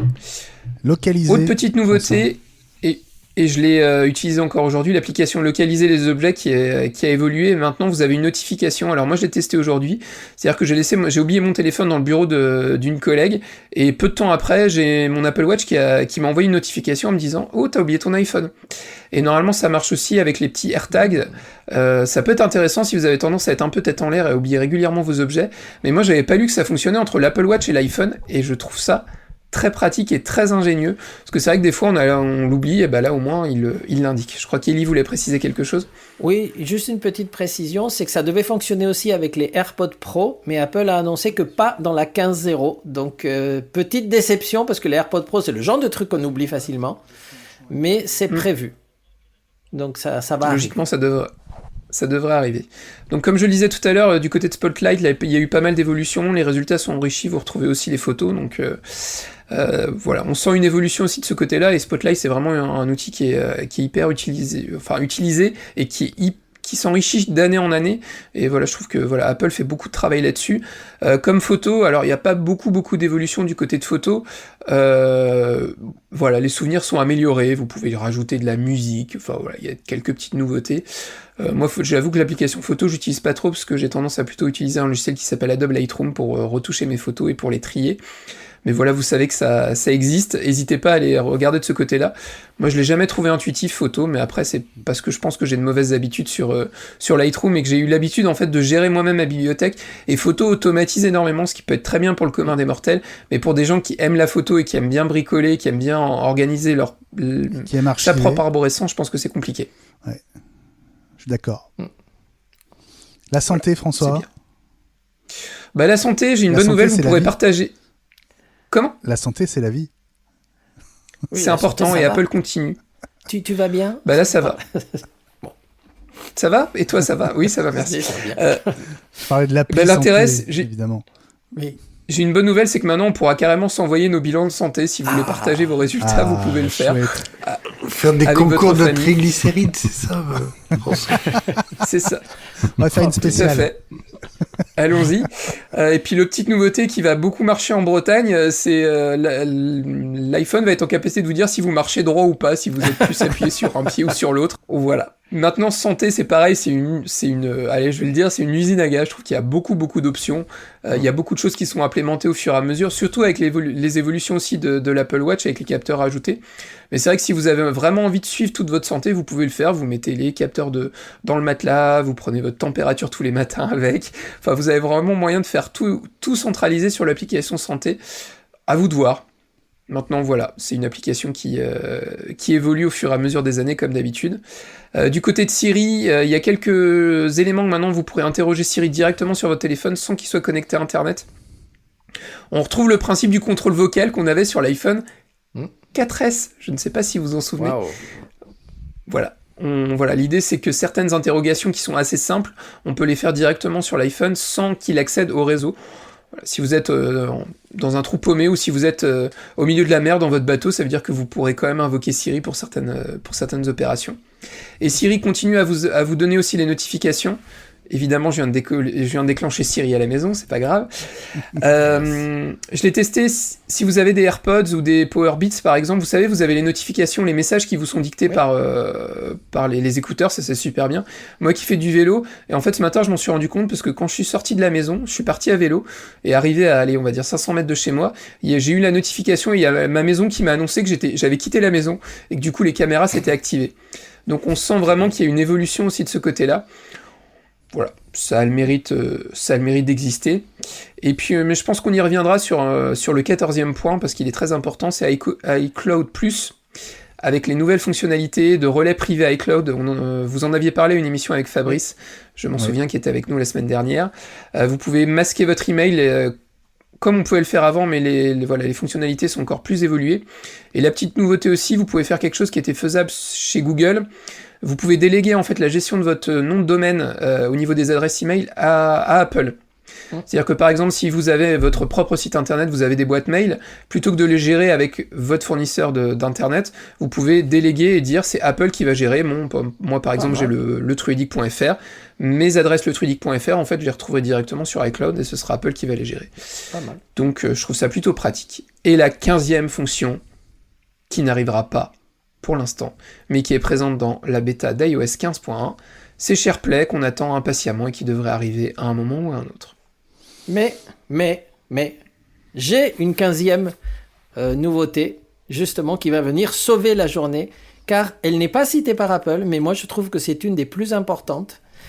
C'est que maintenant, si vous oubliez votre mot de passe, ce qui arrive à un nombre incalculable de nos clients, vous avez la possibilité maintenant de créer une deuxième adresse, c'est-à-dire de dire dans vos contacts de confiance, je veux que cette personne puisse resetter mon mot de passe. Et ça ne marche qu'à partir d'iOS 15, c'est tout nouveau, c'est super facile à faire. Vous allez et vous rajoutez un contact et vous dites, moi je me rappelle plus de mon mot de passe, donc du coup je peux pas recevoir le mail de réinitialisation, mais la personne à côté de moi, mon voisin, ma compagne, etc., peuvent resetter le mot de passe en cas de besoin. Et ça, je trouve que ça va nous faire gagner un temps en SAV, mais ça va être le jour et la nuit, mais exclusivement iOS 15. Alors, j'ai voulu le tester pour vous, et il m'a dit, oui, mais il faut que vous enleviez de votre liste appareil iCloud tous ceux qui ne sont pas compatibles. Donc, là, vous avez un iPhone 7, il n'est pas en iOS 15, enlevez-le, supprimez-le du compte. J'ai dit, non, je veux le garder. Alors là, on ne peut pas créer de deuxième adresse. Vous avez un vieil, je ne sais plus quoi, qui n'est pas à jour, enlevez-le. Donc bon, ça vous oblige en même temps à faire le ménage. C'est pas mal, mais la fonction en tout cas est très utile. Merci Elie. François, on fait un petit tour des bugs puisqu'on parle d'iOS 15, des petits soucis qui sont apparus. Alors, il n'y en a pas beaucoup. Alors, moi, j'en ai listé quelques-uns. Je pense qu'il y en a d'autres. Maintenant, le but, c'était d'éviter de faire 2 heures sur les bugs d'iOS. Un des principaux bugs qui est annoncé, c'est le fait que l'iPhone annonce qu'il y ait un espace de stockage qui soit saturé, alors que c'est pas le cas, qu'il reste de la place. Donc ça, c'est un problème qui est hyper récurrent, qui est arrivé à beaucoup de monde, visiblement. C'était déjà le cas sur des bêtas. Alors, une des solutions, ce serait de réinitialiser l'iPhone, ce qui est un peu dommage, ou autrement attendre une version définitive avec un correctif, et je pense que ça devrait arriver à un moment ou à un autre. L'autre petit problème, il y a pas mal de gens qui ont perdu des AirTags, c'est-à-dire que les AirTags ne figuraient plus dans l'application localisée. Donc dans ces cas-là, la solution c'est de le réinitialiser. Alors c'est ce qu'Apple a dit aux personnes à qui c'était arrivé. C'est un peu dommage, je trouve quand même, mais bon, c'est comme ça. Et puis il y a aussi une faille qui a été sortie par un internaute qui a montré qu'on pouvait accéder aux notes sans déverrouiller l'iPhone. Donc vous savez, en fait, on a moyen d'activer les notes sur l'écran directement sur l'écran de notification. Et là, du coup, si on active ça, alors il y a toute une série de commandes à faire, il faut invoquer Siri, enfin c'est très compliqué, mais on a moyen d'accéder à vos notes sans avoir le code de l'iPhone. Alors il faut être très très motivé. Et puis on a un autre bug qui est spécifique aux iPhones qui vont sortir vendredi. Il y a des petits soucis avec le mode macro qui fonctionne pas toujours très bien d'après ce qu'on a pu lire à droite à gauche. Alors moi j'ai pas eu l'occasion de le tester, donc voilà, mais visiblement c'est un des gros bugs. Et puis je finirai avec une petite mise en garde. Vous allez dire que j'arrête pas de parler de Jean-Christophe, mais je le fais quand même. Aux gens comme Jean-Christophe, comme moi, comme d'autres qui aiment bien installer les bêtas. Si vous aviez installé la bêta publique d'iOS 14, si vous n'enlevez pas le profil de la bêta d'iOS 14 sur votre iPhone, et ben en fait, il vous proposera pas la mise à jour iOS 15. C'est normal. Donc si vous souhaitez, c'est très mal. Si vous souhaitez accéder à iOS 15, et ben il suffit juste de supprimer le profil, redémarrer l'iPhone et comme par magie, vous aurez le droit d'avoir iOS 15. Tout ça est très juste. Il va falloir meubler parce que Benjamin va revenir avec une petite surprise. Oh, la deuxième surprise de la soirée, mais on peut pas vous dire ce que c'est parce que ça serait du spoil et le spoil c'est pas bien. Mais restez avec nous, vous allez peut-être avoir une surprise, une grande surprise, une belle surprise. Pardon, je vous ai abandonné quelques instants, mais c'était pour la bonne cause, c'est que je réceptionnais un paquet et je vais l'ouvrir pendant qu'on continue de se parler. Oui, on n'en a pas parlé d'ailleurs, on n'a rien spoilé. On n'a rien dit. Et donc du coup, on va pouvoir enchaîner sur les rumeurs de la semaine, mon cher Benjamin. Les rumeurs de la semaine, on commence par ces rumeurs persistantes autour de l'annonce ou de la première apparition d'un périphérique de réalité augmentée chez Apple. Ce serait vraiment pour 2022, Gilles? Oui, il y aurait pour 2022 un premier essai de lunettes à réalité augmentée, c'est-à-dire on ne serait pas sur véritablement des lunettes, mais carrément un casque occultant de type Oculus, qui serait cette fois destiné non pas au marché grand public et aux jeux, mais au marché professionnel et à l'industrie. Alors, est-ce que c'est pour du serious game et des apprentissages? En tous les cas, il y a éventuellement cette rumeur là qui est en train de pointer de façon un peu plus insistantes avec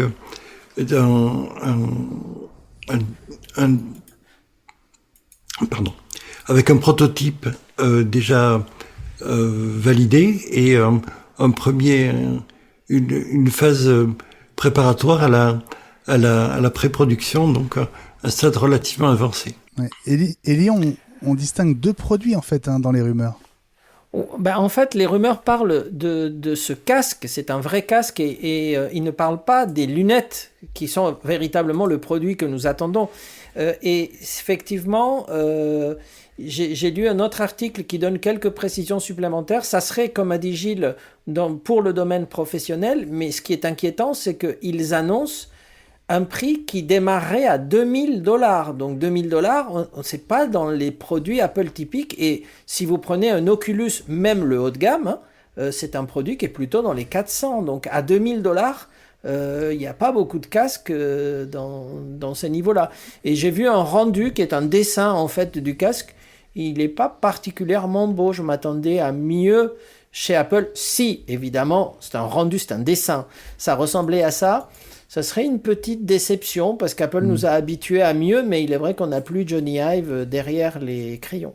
Donc, à voir, c'est à sûr. Plus. Mais $2000, franchement, moi j'avais dit dans mon commentaire, est-ce que c'est pour nous préparer à sortir et à brûler toutes nos cartes bleues quand on va essayer d'acheter l'Apple Car? Parce que si on commence par des casques à 2000, après on peut sauter le pas et acheter la voiture. Combien sera la voiture? À mon avis, pas loin de 100 000, moi je dis. Ça t'excite, entre guillemets, ces projets de réalité augmentée, David? Alors, sur ces sujets, moi, je les ai connus il y a quelques années aussi, du temps de Sony. J'ai toujours été très prudent sur des évolutions technologiques majeures. Il y en a eu d'autres, mais qui n'ont pas forcément un engouement et un intérêt auprès du grand public. Alors, sauf certains usages, certaines applications comme le jeu. Et là, vous en avez parlé dans un usage professionnel, où là, ça a vraiment du sens. Mais on n'a pas vu, comme beaucoup de projets dans les objets connectés, on n'a pas vu non plus un engouement aussi fort que ce qui était attendu sur ces projets-là. Donc il faut toujours être prudent sur ce qui est parfois une révolution technologique qui, en fait, d'un point de vue de l'usage, ne répond pas à un besoin consommateur. On l'a vu sur la 3D, sur les télés notamment. Oui, c'est vrai. Et puis François, juste un mot de ce lâchage de Ming-Chi Kuo, notre analyste préféré. Pour nos amis qui sont abonnés à i5, si vous ne l'êtes pas encore, abonnez-vous, comme ça vous aurez les infos quotidiennement avec nous. Oui, on a eu plein d'infos, puisque l'iPhone 13 sort demain, et puis on se dit, tiens, finalement, pourquoi on parlerait pas de l'iPhone 14, de l'iPhone 15, et puis... j'en ai un peu de l'iPhone 16, je vous le mets quand même, ou ça ira? Donc, sérieusement. Dans l'idée, sur l'iPhone 14, il y aura quelques petites évolutions, en particulier au niveau de la photo. On aurait un nouveau capteur photo qui serait un nombre de mégapixels incroyable. Alors je vais redire ce que j'ai dit dans i5, c'est pas la taille qui compte. Enfin, justement, c'est pas la résolution qui compte, c'est la taille aussi. Il y a un équilibre à trouver entre les deux et ça sert à rien. Vous pouvez avoir un capteur il y a certains smartphones qui ont des capteurs de 50-60 mégapixels et les photos sont hideuses. Donc voilà, c'est pas le nombre de mégapixels qui compte. En 2023, pour l'iPhone 15, logiquement, on devrait enfin avoir Touch ID sous l'écran. Alors, sous l'écran ou dans l'écran. Et enfin, la mmWave en France, puisqu'en 2023, on aura la 5G, la vraie. Oui, et puis j'ai oublié un truc sur l'iPhone 14 aussi, ce serait la disparition de la notch quand même. Oui, absolument. On aurait le droit à un petit trou, alors à voir si c'est géré comme sur les Samsung, en particulier les derniers, les Galaxy Fold et les Galaxy Flip, à voir ce que ça pourrait donner. Et puis en 2024, sur l'iPhone 16, on aurait enfin le droit à l'iPhone pliable. Donc, à voir. David, je suis obligé de te poser la question. Les smartphones pliables. Est-ce que vous en avez à vendre? Non, alors on fait pas de Samsung. Ça reste des prix quand même assez élevés. Il s'en est vendu assez peu, donc les avoir reconditionnés, c'est pas forcément évident. Là aussi, je vais vous faire la même réponse, c'est-à-dire que on est sur des marchés où il faut trouver l'après Apple, l'après-smartphone tel que l'a inventé Apple. Et si on réfléchit bien, depuis que Apple est arrivé sur ce marché en 2007, de mémoire, tout ce qu'on a vu depuis, ce sont des évolutions de l'iPhone, mais c'est de l'iPhone-like. Et toutes les marques essayent de trouver le truc qui va rendre l'iPhone ringard. Et donc, on essaye de les faire un coup plié, un coup arrondi dans un sens, dans l'autre, voilà. Moi, je reste encore très sceptique sur ce form factor, comme on l'appelle, de produits pliables. Alors, pour l'instant, il y a une problématique de prix, hein, évidemment, mais je trouve que ça fait quand même maintenant 3 ans, au moins 3 ans que les premiers ont été lancés, et que généralement, quand ça prend sur le marché, ça s'accélère beaucoup plus vite. C'est-à-dire qu'on arrive à avoir des baisses de prix plus rapides, il y a une demande beaucoup plus forte, comme l'a fait l'iPhone à l'époque. Le premier iPhone en 2007, il y a une petite année au départ où il a fallu caler les choses, et puis après ça allait très vite. Donc je reste encore un petit peu sceptique sur ce format de smartphone pliable. Voilà, mais peut-être que j'ai tort. Hein. Elie ? Pour compléter ça, moi je ne crois pas beaucoup aux iPhones pliables. Maintenant, il faudrait voir ce qu'Apple est capable de nous sortir dans ce domaine, parce qu'il y a une notion d'épaisseur. À partir du moment où on va plier un téléphone, on a beau faire un téléphone fin, il y a quand même une épaisseur. Et je trouve ça pas très esthétique. J'ai vu les différents Galaxy Fold, etc. Il n'y a aucun qui me plaise réellement. Et on avait vu un prototype de téléphone où en fait l'écran, plutôt que d'être pliable, était déroulable. C'est-à-dire qu'en fait, il y a un bord, et en fait, on étire l'écran. On a vu ça dans Avatar en particulier, hein, mais là, c'était une tablette étirable, et c'était assez joli, c'était la vraie science-fiction de cinéma. Comme un rouleau de papyrus. Et, oui. Et donc, moi, je crois plus à ça. Je trouverais ça très bien, parce que ça serait facile à ranger, et en fait, on l'agrandirait en fonction de ses besoins, plutôt que d'essayer de le plier, ça fait une poche un peu disgracieuse. Donc voilà, c'est juste mon avis, hein. Je ne suis pas ingénieur chez Apple, donc c'est juste, j'achèterais plus volontiers un iPhone étirable qu'un iPhone pliable. Un mot des mises à jour de la semaine, les amis. Safari 15 dispo sur macOS avant l'arrivée de Monterey, François. Oui, donc vous pouvez l'installer donc à partir de Catalina, donc sur Catalina et sur Big Sur. N'hésitez pas à le faire, hein, c'est ce qu'on disait tout à l'heure. Il y a des petites évolutions qui sont plutôt sympas. Et puis il y a aussi les premières bêtas d'iOS 15.1, iPadOS 15.1. Je vais pas vous faire toutes les déclinaisons, mais qui sont arrivées. Et donc là, avec la réimplémentation enfin de SharePlay. Yes. Donc on y aura sans doute le droit à la première version majeure d'iOS 15. Dans un instant, les amis, le tuto audio, comment préparer l'installation d'iOS 15. Si vous ne l'avez pas déjà faite, n'importe comment, à tout de suite. Le tuto audio, comment préparer l'installation d'iOS 15. Alors, si vous avez déjà fait la mise à jour avec plus ou moins de précautions, voire aucune, à partir de lancer la mise à jour, vous n'êtes plus concerné. En revanche, si vous n'avez pas encore eu le temps de la faire, ou si vous avez préféré attendre quelques jours, ce week-end peut-être, pour laisser les plus impatients découvrir les bugs avant vous, alors voici nos conseils pour réussir cette mise à jour majeure vers iOS 15 qui est sortie lundi soir, je vous le rappelle, et donc 3 jours avant l'arrivée de la gamme iPhone 13. Le premier préalable, c'est que votre iPhone soit compatible. Mais si vous êtes déjà sous iOS 14, tout va bien puisque la liste d'iPhone capables de faire tourner iOS 15 est la même. Tous les modèles d'iPhone récents jusqu'à l'iPhone 6S inclus, comme on le disait tout à l'heure, et donc tous les iPhones sortis depuis septembre 2015, ce qui fait exactement 6 ans. Sur ce point, on peut dire bravo Apple, puisque ça fait 20 appareils, iPhone SE première génération et iPod Touch de 7e génération inclus. Alors la recommandation d'usage est de profiter de chaque mise à jour majeure pour faire le ménage dans vos applis et pour supprimer celles que vous n'utilisez pas ou presque pas. Allez-y et vous verrez, ça fait presque autant de bien que de jeter un sac poubelle plein d'objets que vous n'utilisez plus à la maison. Le meilleur moyen pour supprimer ces apps, c'est d'aller dans Réglages, Général, puis Stockage iPhone. Cliquez sur les applis les unes après les autres, vous avez accès à la place qu'elles occupent, elles, ainsi que leurs documents et données. Pour les retirer de votre iPhone, cliquez simplement sur « Supprimer l'app ». Voilà une bonne chose de faite.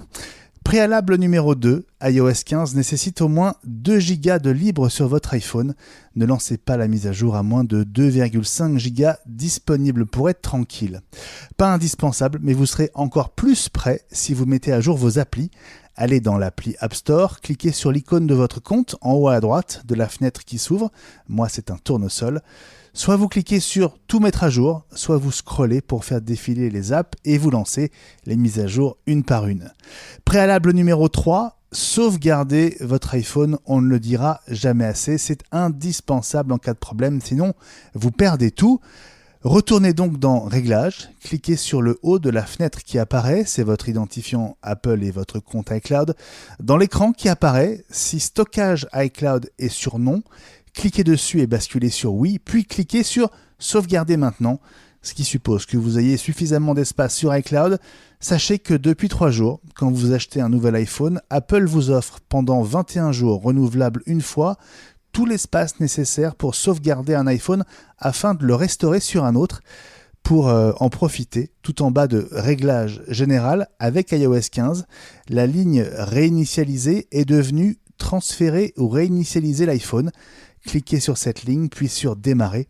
Et si vous êtes éligible, la sauvegarde commencera, même si votre espace iCloud est plein.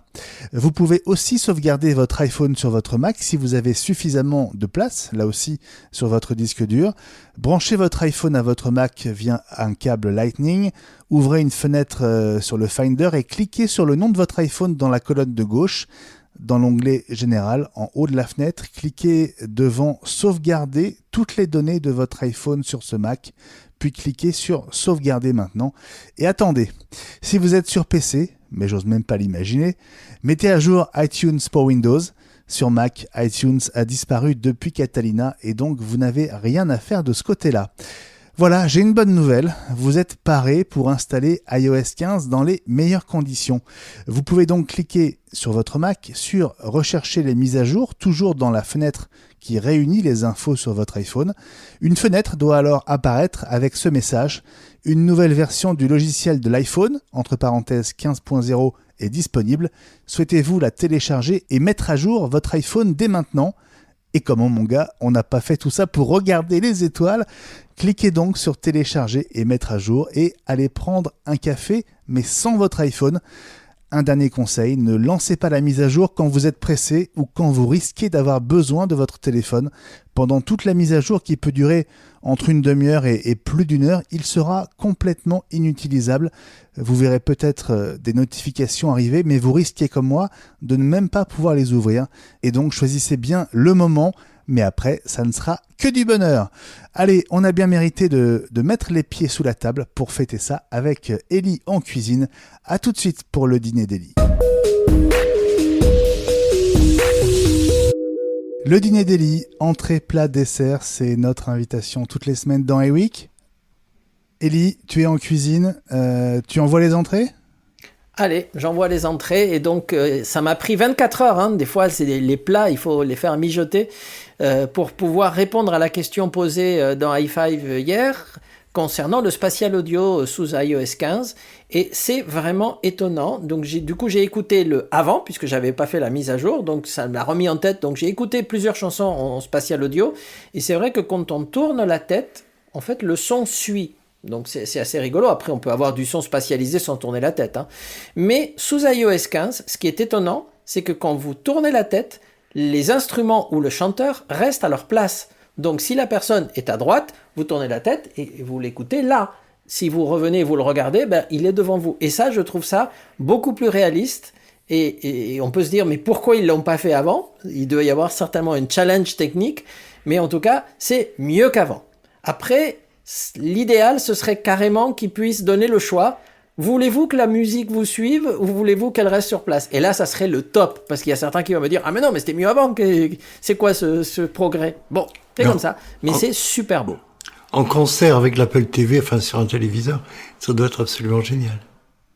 Je vais essayer tout à l'heure, dès qu'on a fini l'émission. Parce que j'ai pas eu encore le temps, mais je vais essayer immédiatement après.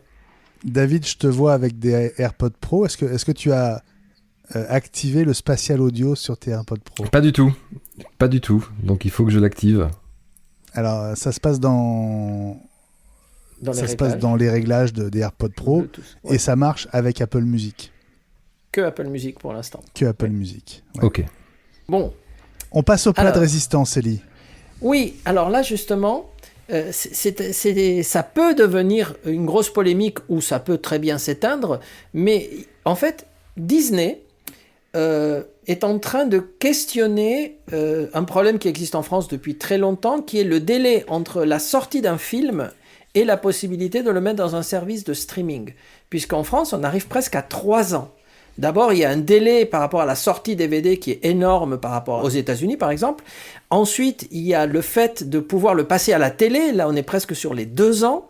Et pour que ça soit sur un service de streaming, 3 ans. Alors qu'aux États-Unis, il y a certaines productions de Disney qui sont sorties simultanément le même jour, en salle et dans un service premium, payé largement le prix de plusieurs places de cinéma, mais le même jour. Et en France, c'est interdit par la loi. Et c'est ce qu'on appelle la chronologie des médias. Exactement. Et ils en sont arrivés au point où Disney a dit, dans les discussions avec le gouvernement français, « Ok, si vous persistez à ne pas faire évoluer votre écosystème, nous ne présenteront plus de films en salle. » C'est-à-dire que si le film ne sort pas du tout au cinéma, ils peuvent le mettre en streaming. Et ils ont dit, bah ok, vous voulez jouer à ça, bah plus de films dans les cinémas, on les sort directement en streaming. Et ce qui serait évidemment une énorme perte pour le cinéma français, vu le nombre d'entrées que peut faire un Disney ou un Marvel. Vous imaginez si ça sort sur un service premium en streaming, mais pas du tout au cinéma. Et la quantité d'argent. La quantité d'argent qui est reversée à l'industrie du cinéma à partir des visionnages en salle, donc ça manque à gagner pour tout le secteur. Mais de notre côté, c'était à l'époque, c'est reversé au cinéma français, tout ça, on le comprend, mais à l'époque, il n'y avait pas de streaming. 3 ans, le délai est beaucoup trop long, parce que en 3 ans, vous avez le temps de pirater le film 1000 fois, sinon. Donc, il faut être un bon service de streaming auquel déjà vous êtes abonné, qui vous permet d'accéder à des choses récentes, est quand même préférable à devoir attendre 3 ans. Moi, je peux vous le dire parce que j'ai la chance de pouvoir accéder à Disney+ avec un abonnement français et avec un abonnement américain. Ben, le catalogue est pas du tout le même et des films comme Star Wars est sorti très très très vite en streaming sur Disney+ US et pas encore en France. Pas encore. Donc, bon, il faut évoluer parce que les Américains, eux, à un moment donné, ils vont dire, vous voulez pas évoluer, tant pis pour vous. Donc, bon, c'est en tout cas gros dossier à surveiller. David, réaction de ta part, ancien de Sony Mobile, groupe Sony, autre acteur majeur du cinéma et des... Non, bah écoute, ça, je ne savais pas, je découvre et effectivement, on voit que la culture française, au sens propre du terme, telle qu'elle a été faite au fil des années, n'est plus forcément adaptée à la nouvelle façon de consommer des films, de consommer ce qu'on appelle de l'entertainment. Et comme vous le disiez à juste titre, les Américains sont toujours plus en avance que nous sur ce sujet-là, et nous on a toujours tendance à vouloir protéger comme dans le monde d'avant, sauf que les deux mondes s'entrechoquent et les frontières ne sont plus aussi fortes qu'avant. Donc ça va être intéressant de suivre comment ce face-à-face va évoluer, en tout cas, c'est clair. C'est Netflix des années 2000, puisque 6 mois après la sortie en salle, le DVD est disponible sur le marché, donc ou en vidéo à la demande. Exactement. Surtout que c'est un service payant, donc rien n'empêche le gouvernement de taxer quelque part les films qui seraient mis, donc et les diffuseurs de streaming pourraient reverser une obole au cinéma français pour l'enrichissement des films, ou ils pourraient mettre des quotas, ça existe dans d'autres pays, je sais pas, mais en tout cas voilà, il faut évoluer, il faut faire évoluer le modèle. Bon, allez, un petit dessert pour nous mettre un petit peu de douceur dans les têtes et dans les estomacs. Oui, alors c'est une anecdote et c'est rigolo parce qu'on a eu et on s'est posé la question dans iWeek et dans i5 à plusieurs reprises, est-ce que l'iPhone 13 va être demandé? Est-ce qu'il va se vendre? Est-ce que les gens vont le commander? Et même dans certains marchés un peu compliqués pour Apple comme la Chine. Et donc l'anecdote, c'est que le premier soir des précommandes en Chine, il y a eu une telle quantité de commandes, donc ça a dépassé les 5 millions en quelques heures, ça a fait sauter le site Apple en Chine de commandes. Donc le serveur n'a pas tenu. Or, quand on connaît le dimensionnement des serveurs Apple, qu'ils arrivent à le faire tomber, c'est juste incroyable, quoi. Donc, super populaire en Chine et super populaire ailleurs aussi. Il paraît que les commandes d'iPhone 13 sont... Apple nous donne plus de chiffres, hein, malheureusement. Vous savez qu'avant, ils nous donnaient les chiffres du week-end, c'était super intéressant. Là, ils ne commandent plus les chiffres, mais on voit les délais s'allonger sur le store, donc on est capable de tirer les conclusions nous-mêmes à défaut de chiffres plus précis. Nos coups de cœur de la semaine. Je commence par toi, François. Moi, je vais être rapide, c'est la fonctionnalité que j'ai évoquée tout à l'heure, le fait que quand vous laissez votre iPhone derrière, vous avez une jolie notification sur votre Apple Watch vous disant « Eh, tu m'as oublié !» Ça évite de perdre son iPhone. C'est bien. C'est ça l'idée, de l'oublier derrière nous. Sur une table de restaurant C'est ça. ou dans un cinéma, par exemple. Tout à fait. Gilles, je crois que tu es rivé sur ton Apple TV. Pas rivé, mais j'ai vu avec intérêt l'annonce la bande-annonce la prochaine série d'Apple TV+, qui s'appelle Foundation, et qui est l'adaptation extrêmement attendue ou redoutée par certains du roman fondateur d'Isaac Asimov. Donc, j'attends avec impatience. Oui, le petit Eli au fond de la classe. C'est quand l'arrivée de Foundation sur Apple TV+. Ah, mais c'est demain. Foundation C'est demain. C'est demain. Bah voilà, donc c'est quasiment là. Oui, moi j'ai Aurélie. réservé déjà ma soirée, les pop-corn, tout, ça y est. Et en fait, Apple l'a présenté à pas mal de critiques, à pas mal de professionnels, et tout ce qu'on a pu lire, y compris dans les journaux les plus difficiles au niveau cinéma et au niveau série, tout le monde est vraiment conquis, disent c'est du jamais vu, on n'avait jamais vu ça, on pensait pas qu'Apple était capable de faire ça. Donc je vous conseille, même si vous n'aimez pas la science-fiction, regardez au moins le premier épisode et faites-vous une idée. Moi, j'ai pas encore regardé, mais je m'attends à des choses incroyables et tout le monde dit ça, y compris des journaux économiques qui sont pas forcément des fans de cinéma. Tout le monde est soufflé par la qualité de cette production. Voilà, Foundation sur Apple TV+. Ellie, j'imagine que tu vas le regarder sur ton iPad mini 6. Si je l'ai, ce que j'espère vendredi, juste pour le fun, je le mettrai dessus avant de le passer sur un grand écran, peut-être avec un très grand écran même en vidéoprojection pour ne rien rater, avec un son de malade, puisque vous savez que ça sera en Dolby Atmos, ça sera en Dolby Vision, donc le top du top du top. Donc je ne rate ça pour rien au monde. David, est-ce que tu aurais un coup de cœur dans l'univers numérique ? Moi, le coup de cœur, c'est lié à l'annonce d'iOS 15, et notamment ce dont on parlait tout à l'heure, de cette compatibilité sur des produits aussi vieux, entre guillemets, que l'iPhone 6S, qui va nous permettre de prolonger la vie de ce type de produit et de rendre accessible un iPhone, certes, qui est un peu vieux aujourd'hui, mais qui fonctionne encore, l'iPhone 6S, à un niveau de prix qu'on vend aujourd'hui à partir de 120 €. Et ça, je trouve que c'est plutôt une très bonne nouvelle.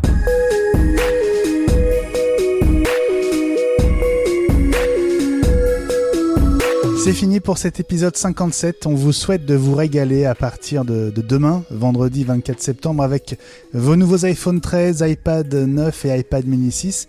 Merci beaucoup David Mignot, Yes, de nous avoir accompagnés aujourd'hui dans iWeek. Merci beaucoup. C'était un plaisir de te retrouver. Vous l'avez compris, hein, on aime Yes et on vous soutient. Salut les copains de la bande iWeek. Salut Ellie. Bonsoir Benjamin, bonsoir tout le monde. Salut François. Bonsoir et bon déballage à tous les heureux possesseurs des nouveaux iPhones, iPad, etc. Amusez-vous bien. Salut Gilles, à demain pour le dernier high five de la semaine. Oui, ce que j'allais dire, à demain avant Foundation. Oui. On va éteindre la lumière avant lundi. Voilà. Et demain, vendredi, dans High Five, sans doute les premières infos sur l'arrivée effective des nouveaux produits. À ce sujet, pendant qu'on faisait cet enregistrement, j'ai reçu la visite d'un livreur à qui j'ai ouvert la porte. Vous voyez, dans cette boîte, il y a sans doute le nouvel iPhone 13 Pro, dont on vous parlera donc dans High Five, et puis évidemment la semaine prochaine dans iWeek. N'oubliez pas patreon.com/iWeek pour nous soutenir à partir d'1,50 € par semaine. @iWeekNews et @i5fr sur Twitter. Et puis abonnez-vous au podcast audio partout et vidéo sur YouTube. C'est gratuit. Très bonne fin de semaine, bon week-end. Et à jeudi prochain, on sera le 30 septembre et on cochera la case 58. Salut à tous, bye bye. Bye bye. Salut, bonne Ciao. semaine. Bonne soirée, au revoir.